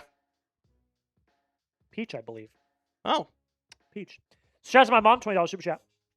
Thank we have you. one on Maine as well. We got one on Maine. Woo! Get to that. We've got one on Maine as well. Make sure we're here. Have we did this one? No, we did not. Bayram Hall. Bayram. I don't have notes on him. Is he in the top 250? Or is this a try to get us? I think this is maybe. I don't know. I don't know what that would come out to, though. Like, if you said it really fast. Like, what would that... I don't know. Let me look. Wait, hold up. No. No, he's real. Don't believe we have notes. No. Is he even in the draft class? No. That's the thing. He's Well, an infielder for Louisville. Let me take a look. 1, 2. He's played 4 years in baseball. Doesn't look like he's got a lot of power, so we don't have a lot of notes on him. Gonna just kind of go off of what I have here. Actually, you know what I can do is I can just let me put this in real quick. Doesn't look like he's got a lot of power. Hit tools at around a 55, so it's a solid hit tool at best. Compact right swing, solid bat to ball skills.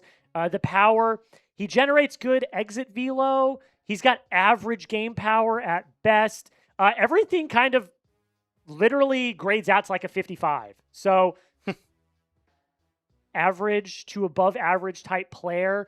I don't really know where he would go in the draft, but someone to look out for. We'll keep looking out for him, and if he is drafted, we'll do a more comprehensive breakdown of his stuff.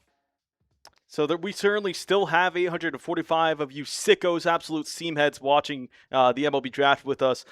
If y'all could subscribe, show some love. We want to do some more MLB content here at Chat Sports. We need to show to our bosses. We get some subscriptions. We're shooting for 437, but we'll see how that ends up. I do believe you owe a beer bong, don't you? Oh, shoot.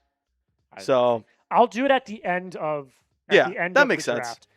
So I'm reading. Sorry, I'm just reading a bunch of tweets about why the Red Sox took Schaffner, over slot to go over slot later. Yeah, that's what I thought. It's a money move. But still, there was.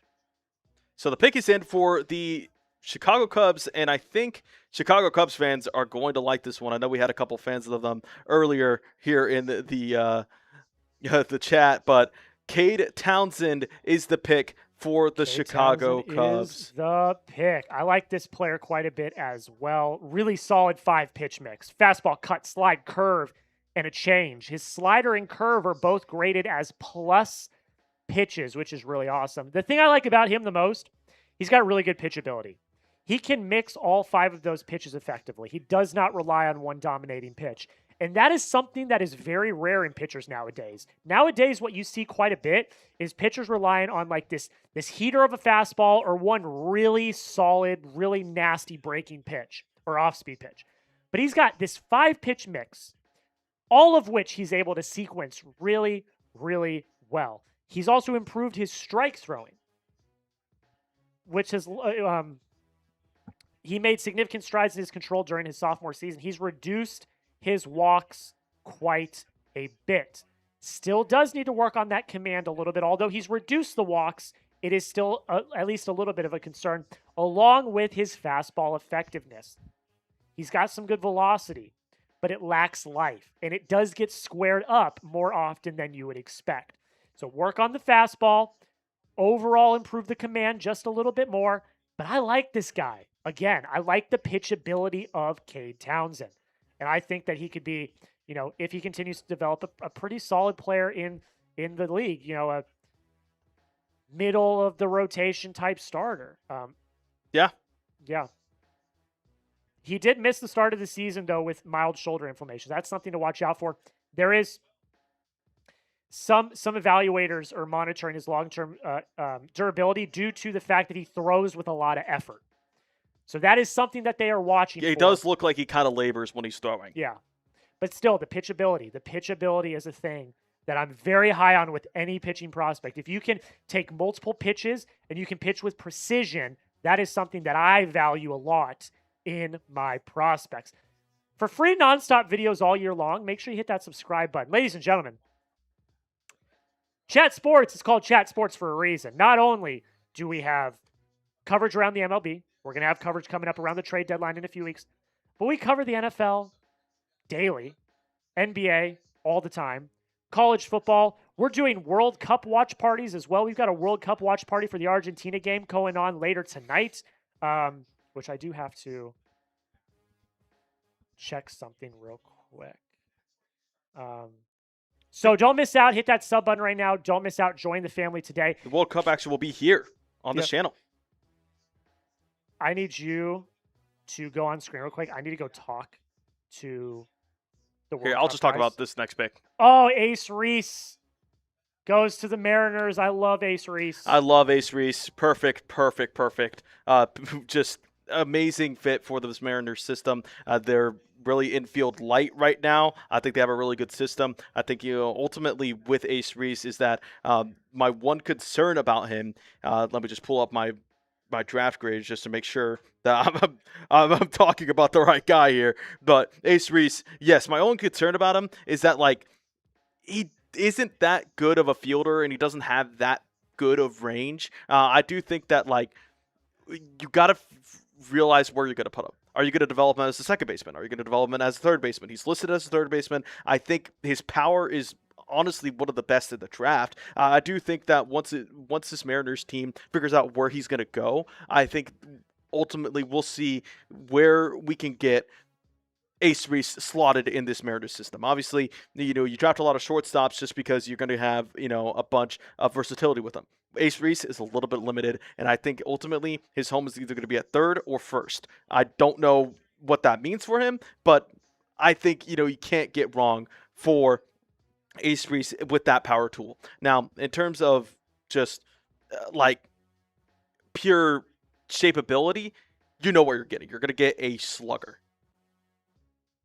Rico, yeah, we did have that trade earlier today with the Pirates and the White Sox. Jacob Gonzalez is now a Pittsburgh Pirate. One of the few rare trades that we saw with pick for comp pick strategy.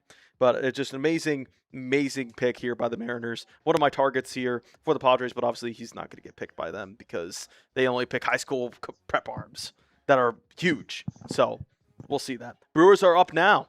Brewers are on the clock, and I am back. I love Ace Reese.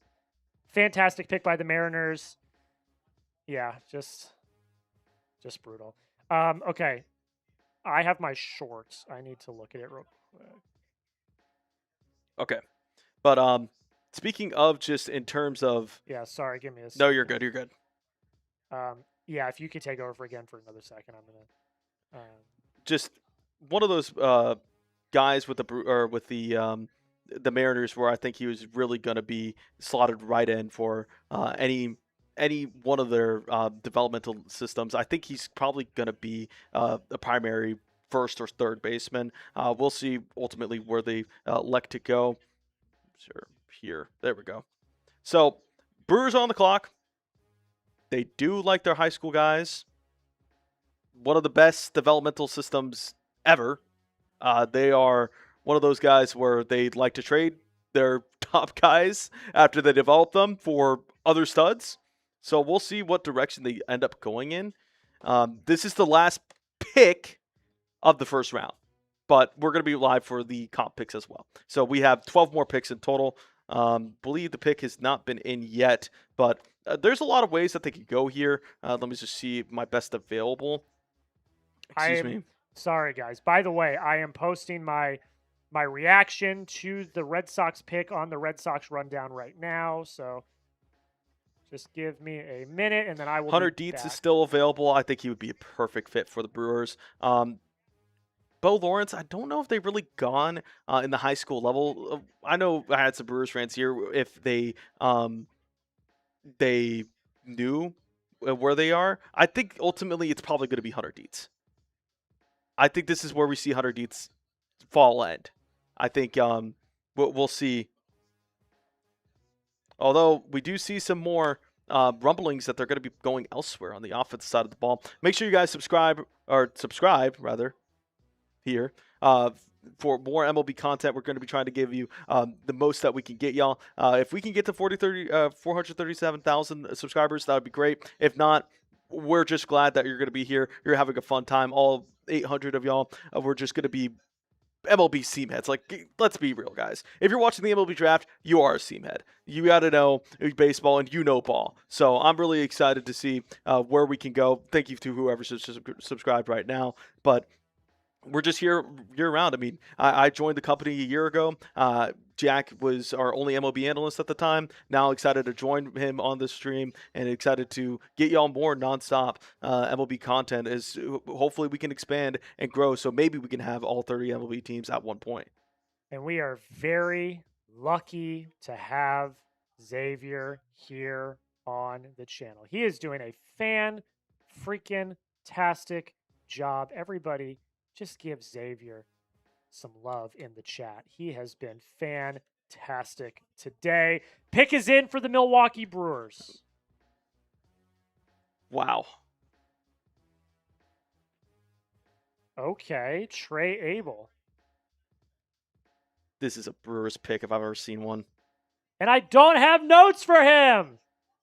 It's out of 80, low slot, but he's going to be a star, I could tell.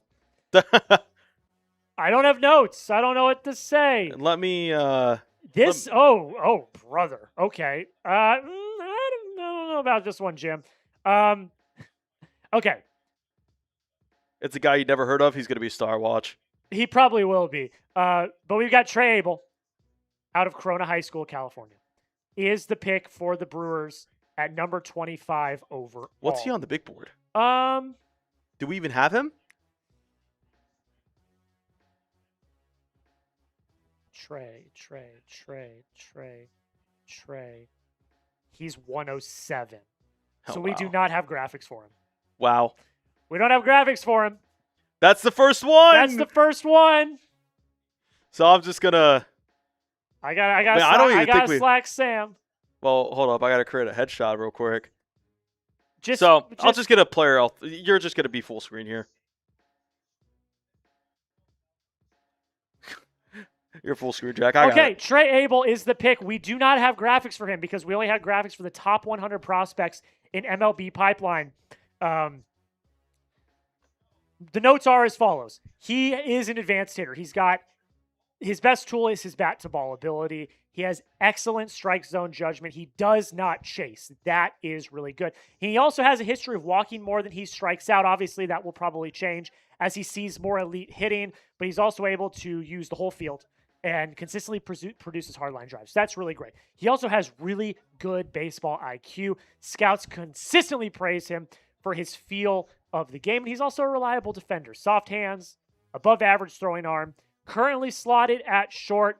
And many evaluators believe he can settle, at short, but they also project probably second or third.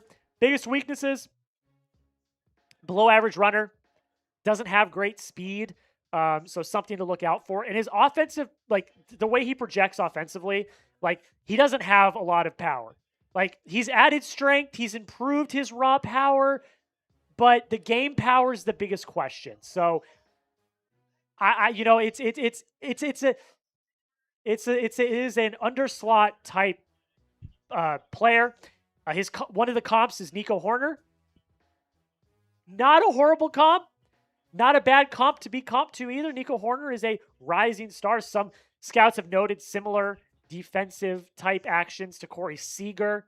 Does not have the same offensive ceiling as Corey Seager, but an interesting prospect nonetheless. Like Xavier said, that is a very Brewers pick. It is. That is a very Brewers pick.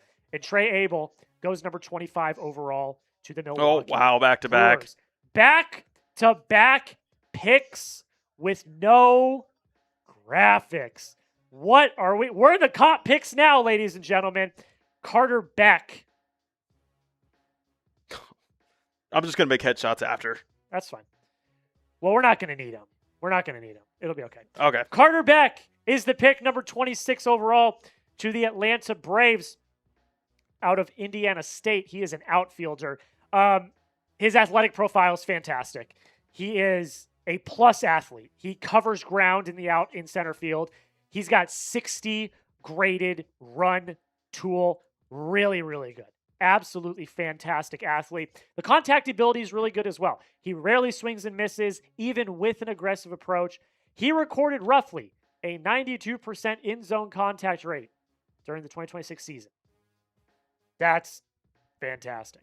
He also handles velocity very well as well. His athletic profile in general is a strength of his. He's got above average bat speed, excellent bat control, 16 home runs last season. He is making hard contact all the time, and he's got standout exit velocity data as well, something to look out for him. Biggest areas of improvement, plate discipline, something that he needs to work on. He is a very aggressive hitter. He will expand the zone sometimes.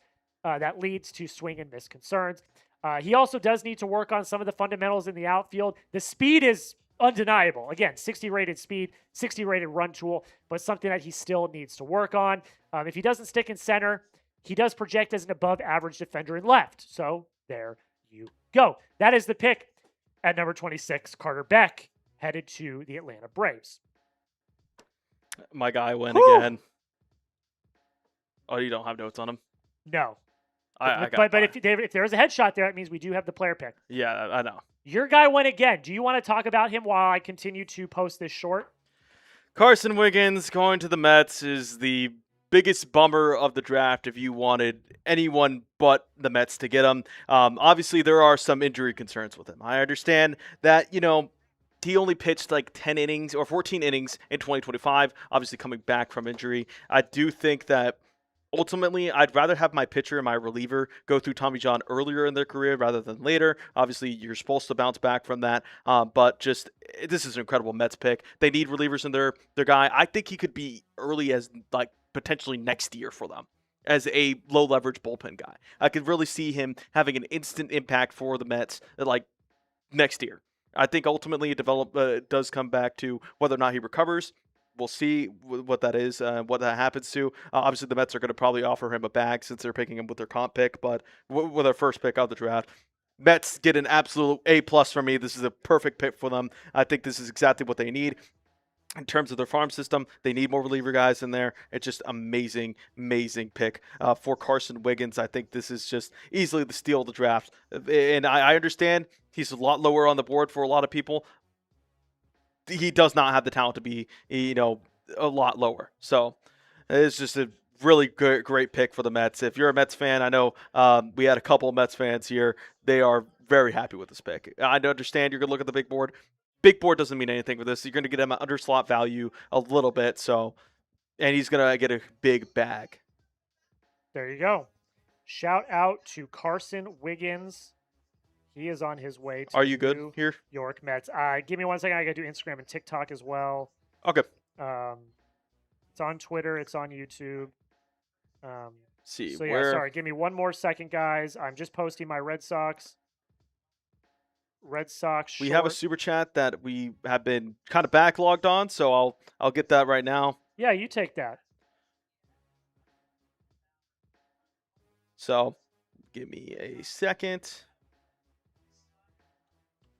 What about Devin Sheeran, says S. Young, a decision to make? Let me see what I got for him. Let me give me a second. Mind you, we do all our scouting. I've scouted the top 100. I've scouted the top 70. Yeah, there's going to be a lot of notes that I have here. So Devin Sheeran, I don't think I have him. Let me see. I want to answer your super, so I want to make sure I know what I'm talking about here. Devin, Deven. Oh, En. Deven. He is a pitcher from LSU. Oh, actually, I do know about this guy. This is the behemoth guy, right? Yeah, really tall. 6'5", 255. Yeah, he's a behemoth, man. Like, I do think that with a guy that you're going to be projecting, like, is it Sheeran? I think it's Sheeran. Emmett Sheehan? Devin Sheeran. Devin Sheeran. So, with a guy like this, you're just going to be looking at projection. Like, I don't remember his pitch mix, but I just know he's super tall and he delivers a bunch of velo. He might have a decision to make. Like, ultimately, it kind of depends on where he's picked. Like, we saw Carson Wiggins go just right now, and that's because they want to get him at an underslot value, but an overslot for him. So, like, he's probably projected to get, like, a pretty decent, probably in the millions range or a million range, and he's going to take that because no one thought he was going to go that far or that early. So we'll see where he goes. I think ultimately it's going to be Wow, that is another guy that I don't think we have. So do we not? Jack Riddell. Do we not have him? I have got to look. I'm destroying my shorts, so I don't. Let me see. He's out of Notre Dame. Good chance we might. We have a headshot. Yeah. So then we've got I don't know if we have notes, but we at least have player pick graphic. So let me get this back. We're going to get situated here in a bit. Bear with us, guys, as we're trying to distro our own things. Okay, here. my short is out, so I can lock the hell in. Okay. Jack Riddell from Notre Dame. Notre Dame. You have notes. I have notes. We're back. We're so back. All right, I can talk about him. Jack Riddell. He's an absolute worker, guys. He has been a dependable weekend starter since arriving at Notre Dame. He works deep into games, which is very valuable. Shows that he has, he's got, what's the word I'm looking for? Stamina. He's got really good stamina. He has a really deep arsenal, too. He's got a solid fastball, a slider that acts as his primary swing and miss pitch. He's also got a curve and a changeup. Pounds the zone. Sequences pitches effectively. He's got a strong mound presence, and he's got a reputation for attacking hitters and limiting walks. He needs to add a true secondary pitch that can project as a dominant MLB out pitch. He has not done that yet. A lot of his offerings are solid, but they're not elite, and that's something that he needs to work on. The ceiling depends on, if he can develop the slider or the cutter into a consistent plus weapon. That's what the ceiling depends on. But overall, interesting pick for the Astros. One that I think could be very dependable if he can work on honing in that second pitch. Yeah. All right. Let us know in the comments section, and then we are going to talk about our sponsor prize picks. Who is the best pick from round one? Get this real quick. Yeah. I got you. You're killing it. Who's the best pick from round one? If I had to look.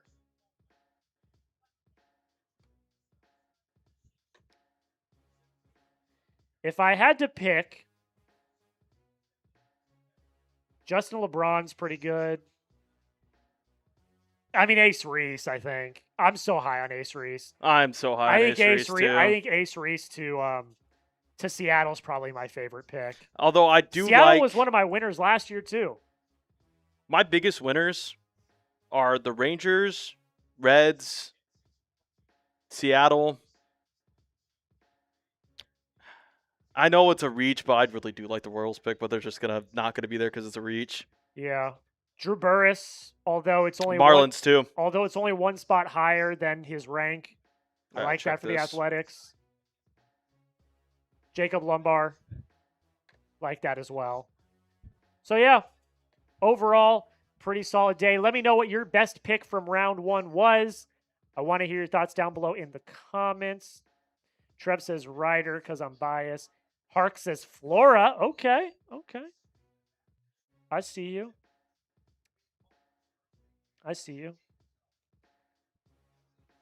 We are at 99 likes on the Red Sox Rundown. Can I get one person to like the video on the Red Sox Rundown to get us to 100 likes? Hit that like button if you are not already.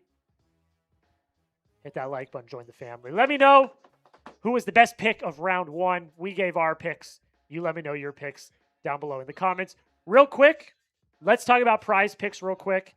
Got to do a read for that. So And then we will carry on. do this read solo. I will do this read solo. Yeah. There we are. There we are. There we are.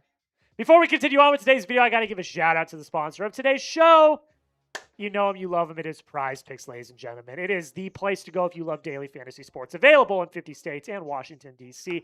It is America's #1 daily fantasy sports picks app. To make a lineup, it's very simple. All you do is you select more or less on 2 to 6 player stat projections. If you get your picks right, you can cash in. We had a little lineup going today. Myself and Xavier put this one together. Munetaka Murakami, I went more than 1.5 hits, RBIs, and runs. That was the first one I went with. Then I went with Anthony Siegler, 0.5 hits against the New York Mets. And then Xavier added Fernando Tatis Jr., 2.5 hits, runs, RBIs, a demon pick for him there. And that was the lineup that we went with. And ladies and gentlemen, we have an excellent deal for you guys. If you download the Prize Picks app today and you use code HMA, when you play your first $5 lineup, you're going to get $50 in lineups. But really important, you've got to use code HMA when you sign up to get $50 in lineups after you play your first $5 lineup. The link to download the app is going to be in the comments and description of today's show. Thank you to Prize Picks for sponsoring this stream. All right. The pick picks is are in. We have picks, plural. We have more. All right, let's run through them. We've got some more picks in. See, making sure Let me we have pull scouting it reports on both up. of these guys. Let me pull it up. I'm in. I got to go here. Carson Bowman. Carson Bowman goes quite a bit. 4-pitch mix. He's got plus curveball potential, something that I am very bullish on. He's got a solid fastball as well, along with a slider and a curveball. He's a very polished prep pitcher. He's got great command and solid sequencing. The pitch ability for him is fantastic. He projects to be a very solid starter in the majors. Durable frame, repeatable delivery. Like I already said, strong pitch ability. He fits the mold of a long-term rotation arm. The velocity is a bit of a concern, though, for the fastball. It reached 96 in 2025, but it sat around 89 to 93 in the spring. That's a little bit of a concern. He also does need to work on the changeup if he really wants to complete that 4-pitch mix. 3 solid pitches, 1 that he still needs to work on. Another one, he's a prep pitcher, and he's got an injury history. He's already had an internal brace elbow surgery as a prep prospect. Something to look out for. Not fantastic. But honestly, this far into the draft, I don't hate this for the Giants. I like this pick quite a bit. Tyler Rabe, is that how you pronounce his name? Yes. Tyler Rabe, right-handed pitcher of Ole Miss, is headed to the Kansas City Royals, ladies and gentlemen. The calling card is his fastball. It can reach triple digits. It generates a bunch of swing and miss. It's really, really good. It reaches 96 to 97 miles an hour. Fastball does reach triple digits. Generates a bunch of swing and miss. He attacks the zone consistently. He rarely beats himself with walks. and he's able to consistently hit the zone even with his triple-digit fastball. Something that's really good. The 4-pitch mix that he has needs a little bit of improvement. But if he can develop it, it could be absolutely phenomenal. And as I noted above, 4 pitches, but 2 of them are actually solid. His off-speed stuff does need a lot of work. If he wants to stick in the majors, he's going to have to develop at least one more of those pitches. Yeah, that's the one thing is with him is that, like, once again, kind of earlier talking about like Jackson Flora was you can't be a one-trick pony in this league. Like, unless it's like something like a knuckleball, you really can't. Because the thing is that eventually you're just going to be able to get shelled eventually. And like, I do think that once we get into, his development, it's all going to be about whether or not he could develop a slightly better pitch. I think, that cutter is really nice. So we'll see how that ends up working for him. We have another pick coming in right now. Right now.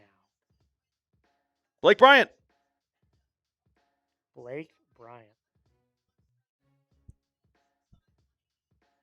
So we are getting to the end. Oh, we've only got five left. 5 left, and then At the very tail end of your scouting report here. is he really? Like almost at like exactly the end. Let me pull him up. He might be the last one I did. He is not the last one I did, but he's one of the last. I think I did his last night.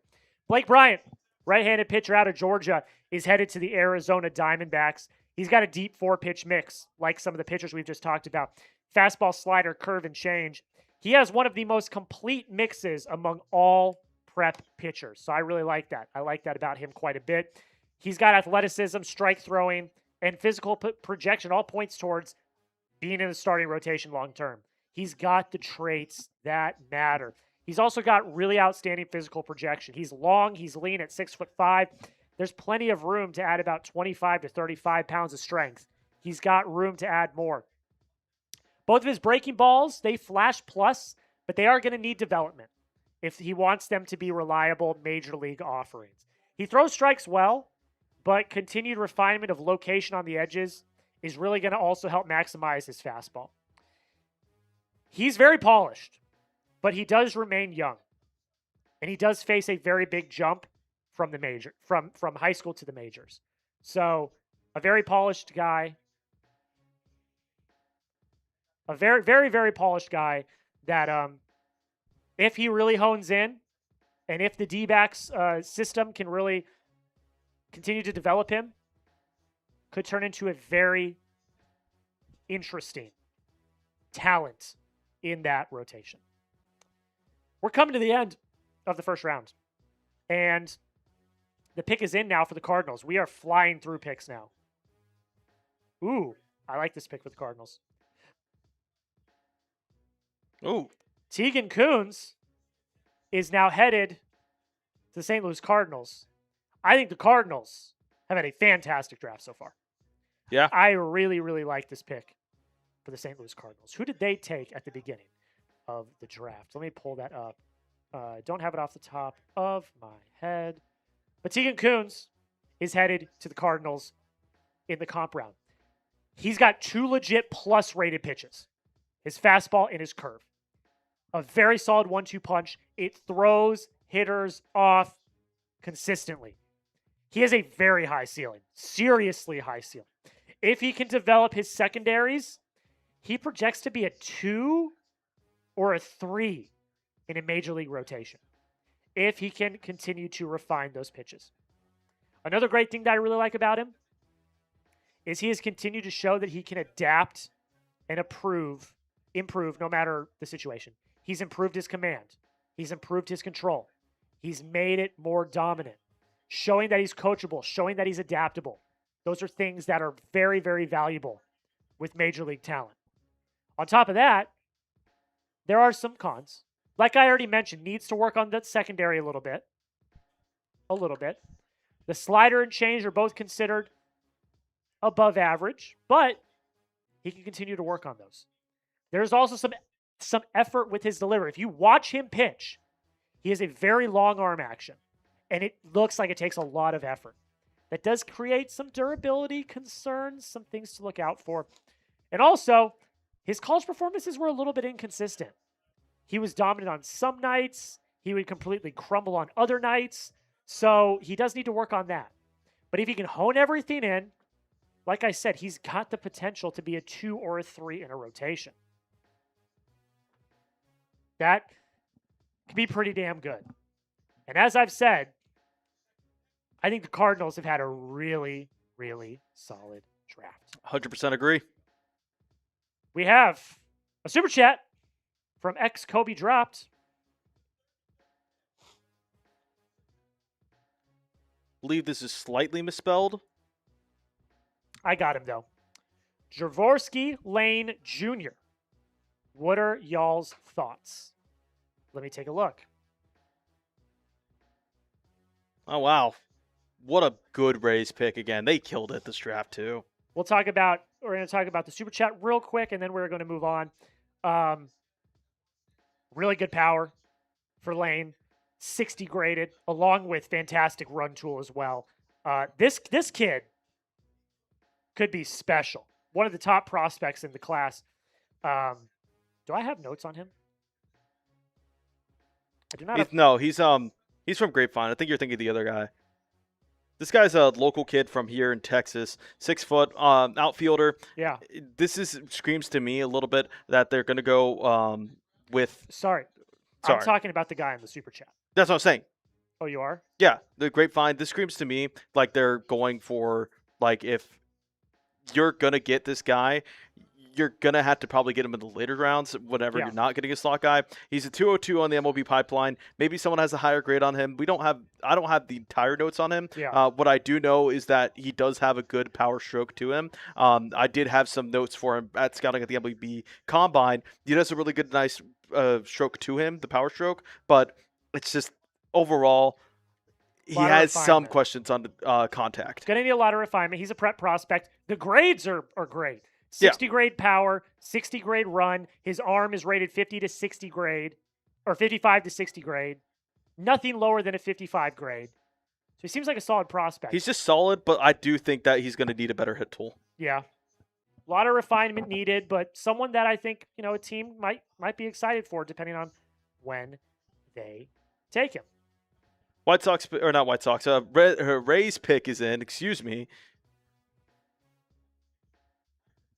The Rays pick is in, ladies and gentlemen. Taj Marchand. I do have notes on him. Great pick for Tampa Bay here. Really like this pick. Solid hit tool. Has the potential to become a great hit tool. And is paired with the upside of some legit power. He's got to grow into his body. But if he does, he could have really, really solid power as well. He's also a great defender. Really good arm strength. He's got the instincts that can easily translate to the next level. He's a very well-rounded player. Solid tools all around. Physical infielder. He's one of the highest ceilings among a prep shortstop in the class. And a pick that I think the Rays just ate up. Now, they took a shortstop earlier as well. They took Grady Emerson. So they've got 2 shortstops. But maybe you trade one of them at the deadline if you're a seller or a buyer, excuse me. The swing mechanics, he's got to work on those a little bit. Also possesses average speed at best. There's questions about whether or not he will need to stay or move off a shortstop. And his aggressive approach can also lead to some swing and miss. So, solid pick. Got a legacy pick coming up next. We'll see how it works out. But Taj Marchand is headed to the Tampa Bay Rays. Family reunion! Landon Tomey, former the son White of Sox. Jim Tomey, is headed to the Chicago White Sox.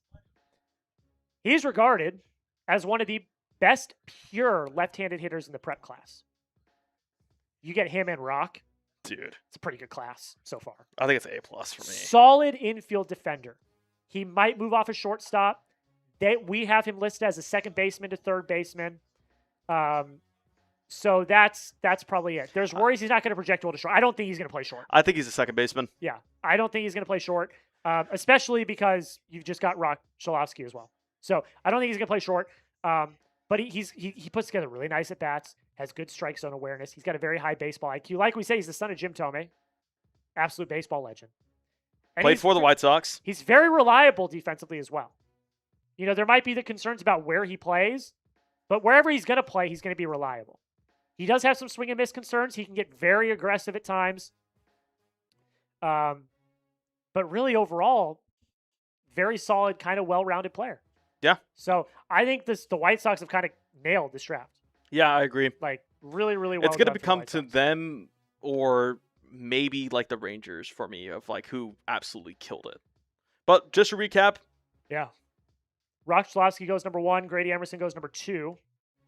Not really much of a surprise. Kind of a chalk 1, 2, 3 in my opinion. Von Lackey goes number 3. Jackson Flora goes number 4 to the San Francisco Giants. Derek Curiel goes number 5 to the Pittsburgh Pirates. Zion Rose, big surprise of the day. I loved him though. Went to the Kansas City Royals. I like the pick. It's a surprise pick though. Not a lot of people expected. Eric Booth Jr. goes to the Orioles.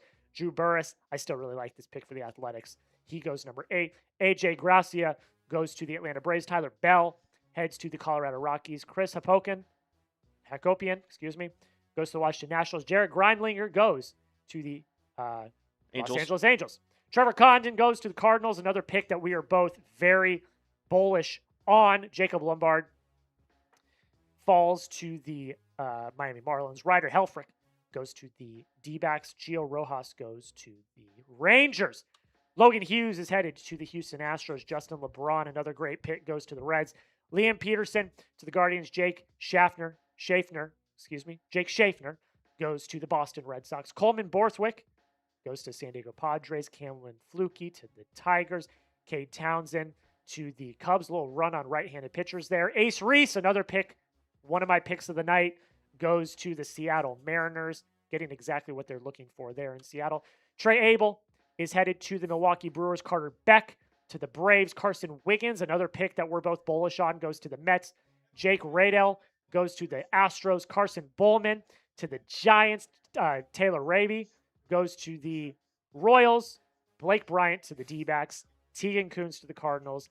Taj Marchand to the Rays. Landon Tome to the White Sox. And oh my God, the Yankees made a good pick, and I absolutely hate it. I was just Hunter about Dietz. to say, man. Hunter Dietz. We were both heads very bullish on this to guy. the New York Yankees. Start spreading the news. I absolutely hate that because I hate the Yankees. But the Yankees get an absolute baller. Absolute baller. Let's talk about him. 17th rated prospect in MLB pipeline. Power fastball with elite traits. Sits 94 to 96. It reaches 98. It's got excellent carry through the top of the zone. It's very difficult for hitters. But not just that. He's got 2+ breaking pitches. A slider and a cutter that miss bats from both sides of the plate. His curveball also flashes from above average to plus. So come on. What are we talking about? His 4-pitch mix and big frame. It made him one of the top strikeout pitchers in the country. And he's projected as a middle of the rotation starter. Oh God, I hate it. I absolutely hate it. I hate it. Injuries. There is an injury concern. Obviously, don't want to wish on that, but like 1.2 injuries over his first 2 seasons before his breakout. Stress fracture in his throwing elbow required surgery, delayed his development. There are long-term durability concerns, but my God, he's just got the traits, man. This kid's going to be a baller, and I absolutely hate it. And the thing is, too, is that you start wondering about their starting pitching mix because I think he's a guy who could easily get there in 2 years. So they have a bunch of pitching to deal with. Maybe he's one of their older replacements for like a Max Fried, for like Garrett Cole. But, dude, this is a bummer. This is a bummer if you don't like the Yankees, man. But, like, this is a great pick. This is an incredible pick for the Yankees, man. I see a lot of Yankees fans in the chat. You guys got to steal. This guy's awesome. He's a Arkansas Razorback, but, like, I actually really do like this next pick coming up, too. Tyler Spangler. I had him as a second-round guy. Kind of had him in that 30 to 40 range, slightly above. But, like, this is a great pick for the Phillies. Great pick. I really like this pick. You get him at a below slot level. And, like, the only thing is that you look at Tyler Spangler, right? This is a guy who was projected to be in the number 1 pick conversation this year before his injury. And so he is a very powerful bat. I do think that his hit tool will come with his swing. His swing is so beautiful. His swing is very beautiful. Nice and easy. No effort to it. A great pick for the Phillies here. Back-to-back great picks and just amazing work from this Phillies and Yankees organization. And now we're at the last pick. We're at the last pick. That we're covering. Yeah, we will. This is the end of like the first round, I say in quotes. This is the end of the first round. Yeah. Before we get to the last pick, we do have one more ad read. Gonna get a word from our sponsor, SeatGeek. Then we are going to go through the last pick. Then we will recap the first round. And then we're going to get on out of here and make some videos for you guys. Make sure that's back at the front. Yep, there we go. Here's a word from our sponsor, not Prize Picks, excuse me, our other great sponsor, SeatGeek. Ladies and gentlemen, it is the best time of year. We are in the dog days of summer, but baseball is on fire right now. And there's not many other things I'd rather be doing during the summer than heading to a ball game, which is why I want to give the sponsor of today's live, SeatGeek, a huge shout out. SeatGeek is MLB's official ticket marketplace. Your tickets are fully guaranteed and instantly fulfilled in your account after purchase. And SeatGeek's got your back, guys. Every ticket's rated on a scale of 1 to 10, so you know you're getting a good deal. You just got to look for the green dots. The green means good. The red means bad. With over 35 million downloads, SeatGeek is America's #1 rated ticket app. Ladies and gentlemen, the All-Star Game is taking place this week. And if you want to go to Citizens Bank Park in Philadelphia and check out the greatest and brightest stars of Major League Baseball, you got to get your tickets at SeatGeek. There are still tickets available. Also, the Home Run Derby taking place in the next few days as well. You can get your tickets to the Home Run Derby on SeatGeek as well. And of course, you know I've got a code for you guys. When you use code CHAT10, you're going to get 10% off your next set of tickets at SeatGeek. That is new and existing users. 10% off any tickets with promo code CHAT10. Make sure you click the link in the description to download the app and have the code automatically added to your account so you can use it later. Thank you to SeatGeek. Thank you so much to SeatGeek for sponsoring today's show.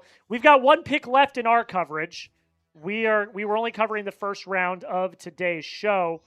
And then we are going to make some content for you guys. We're going to do grades and winners and losers for the first round.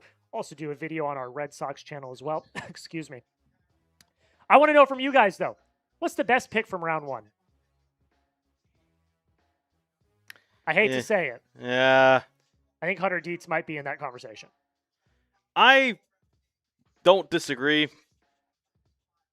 I think, for me, it comes down to two teams. I think the Yankees and the Cardinals just absolutely killed it. I do really like just... You know what? I'm going to go with Gio Rojas. Yeah, you're pretty high on that one. I like the... Let me pull it up. I really like the Ace Reese pick to the Mariners. Ace Reese is absolutely a good pick. Like, that's just a fantastic pick to Seattle. It's exactly something they're looking for. Like, that's a great pick. And then, I mean, I hate to say it, but, like, I literally think that I think the Hunter Dietz pick's really great for New York. Honestly, and this is really sad to say, I think the worst pick was the Red Sox one. It all depends on who they get next. Yeah, that's true. Obviously, there is a plan. Well, maybe. I don't know if I want to give Craig that much credit. Like, I understand. Well, Trey Abel's pretty bad, too. Mets absolutely cooked, too. Yeah. Carson Wiggins, that's a good one. Vicky says Hunter Dietz, go Hogs. Brad says Derek Curiel. Yeah. Big Daddy Joe, Breslow needs to go. They should have fired him months ago, man. They should have fired him months ago. Pick is in for Colorado. This is the final pick of the first round, and then they're going to head into the second round. Let's see.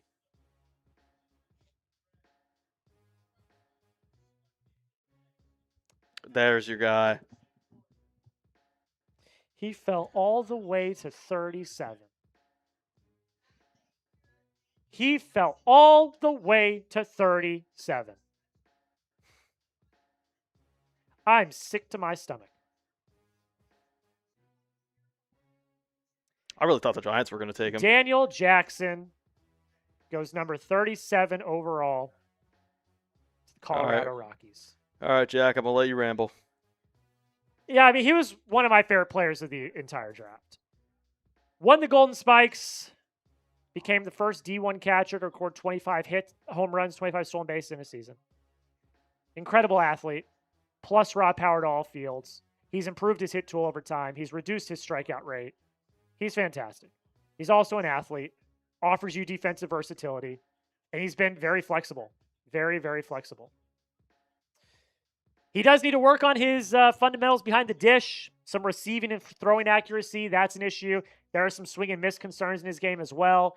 But honestly, like if the Red Sox were going to draft him, which they didn't, I probably would have moved him to first base to not worry about those defensive concerns.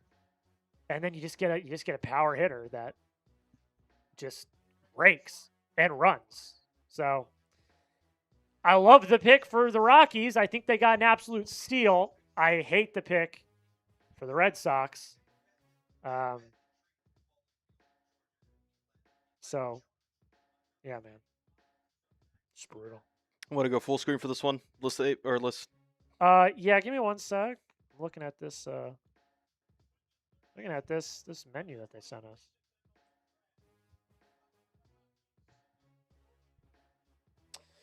Well, that's it for us. We can take a look at the entire first round of the 2026 MLB draft. Rock Shalovsky goes to the Chicago White Sox, number 1 overall. We got Grady Emerson going number 2 overall to the Tampa Bay Rays. Von Lackey goes to the Minnesota Twins at number 3 overall. Jackson Flora heads to the San Francisco Giants. Derek Curiel is going to the Pittsburgh Pirates. Zion Rose goes to the Kansas City Royals. Eric Booth Jr. heads over to the Baltimore Orioles. We've also got Drew Burress, one of my favorite picks of the night, is headed to the Athletics. Moving right along, AJ Gracia, headed over to Atlanta. Tyler Bell goes to Colorado. Chris Hakopian goes to the Washington Nationals. Jared Grindlinger goes to the Angels. Trevor Condon to the Cardinals. Jacob Lombard falls down to 14 to the Miami Marlins. Ryder Helfrich goes to the Arizona Diamondbacks. Gio Rojas heads to the Rangers. Rangers, thank you. Logan Hughes to the Astros. Justin LeBron, really great pick, goes to the Reds. Liam Peterson over to the Guardians. Jake Schaffner goes to the Boston Red Sox. Coleman Bothrick over to the Padres. Cameron Flukie to the Tigers. Cade Townsend to the Cubs. Ace Reese to the Seattle Mariners. Trey Abel goes to the Brewers. Carter Beck over to Atlanta. Carson Wiggins, another great pick that we really liked, goes to the Mets. Jack Riddell goes to the Astros. Carson Bowman to the Giants. Tyler Raby to the Royals.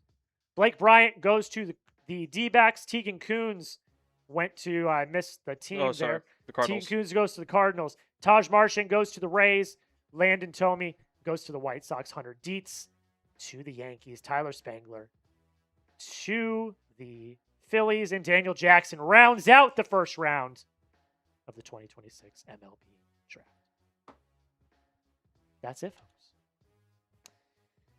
First round is done and dusted. I owe a beer bong for getting to $100 total on the day, so I'm going to do that right now. And then we're going to get out of here. Let's put up the live sub counter. Let's see where we're at with the live sub counter. I'm going to do this beer bong real quick.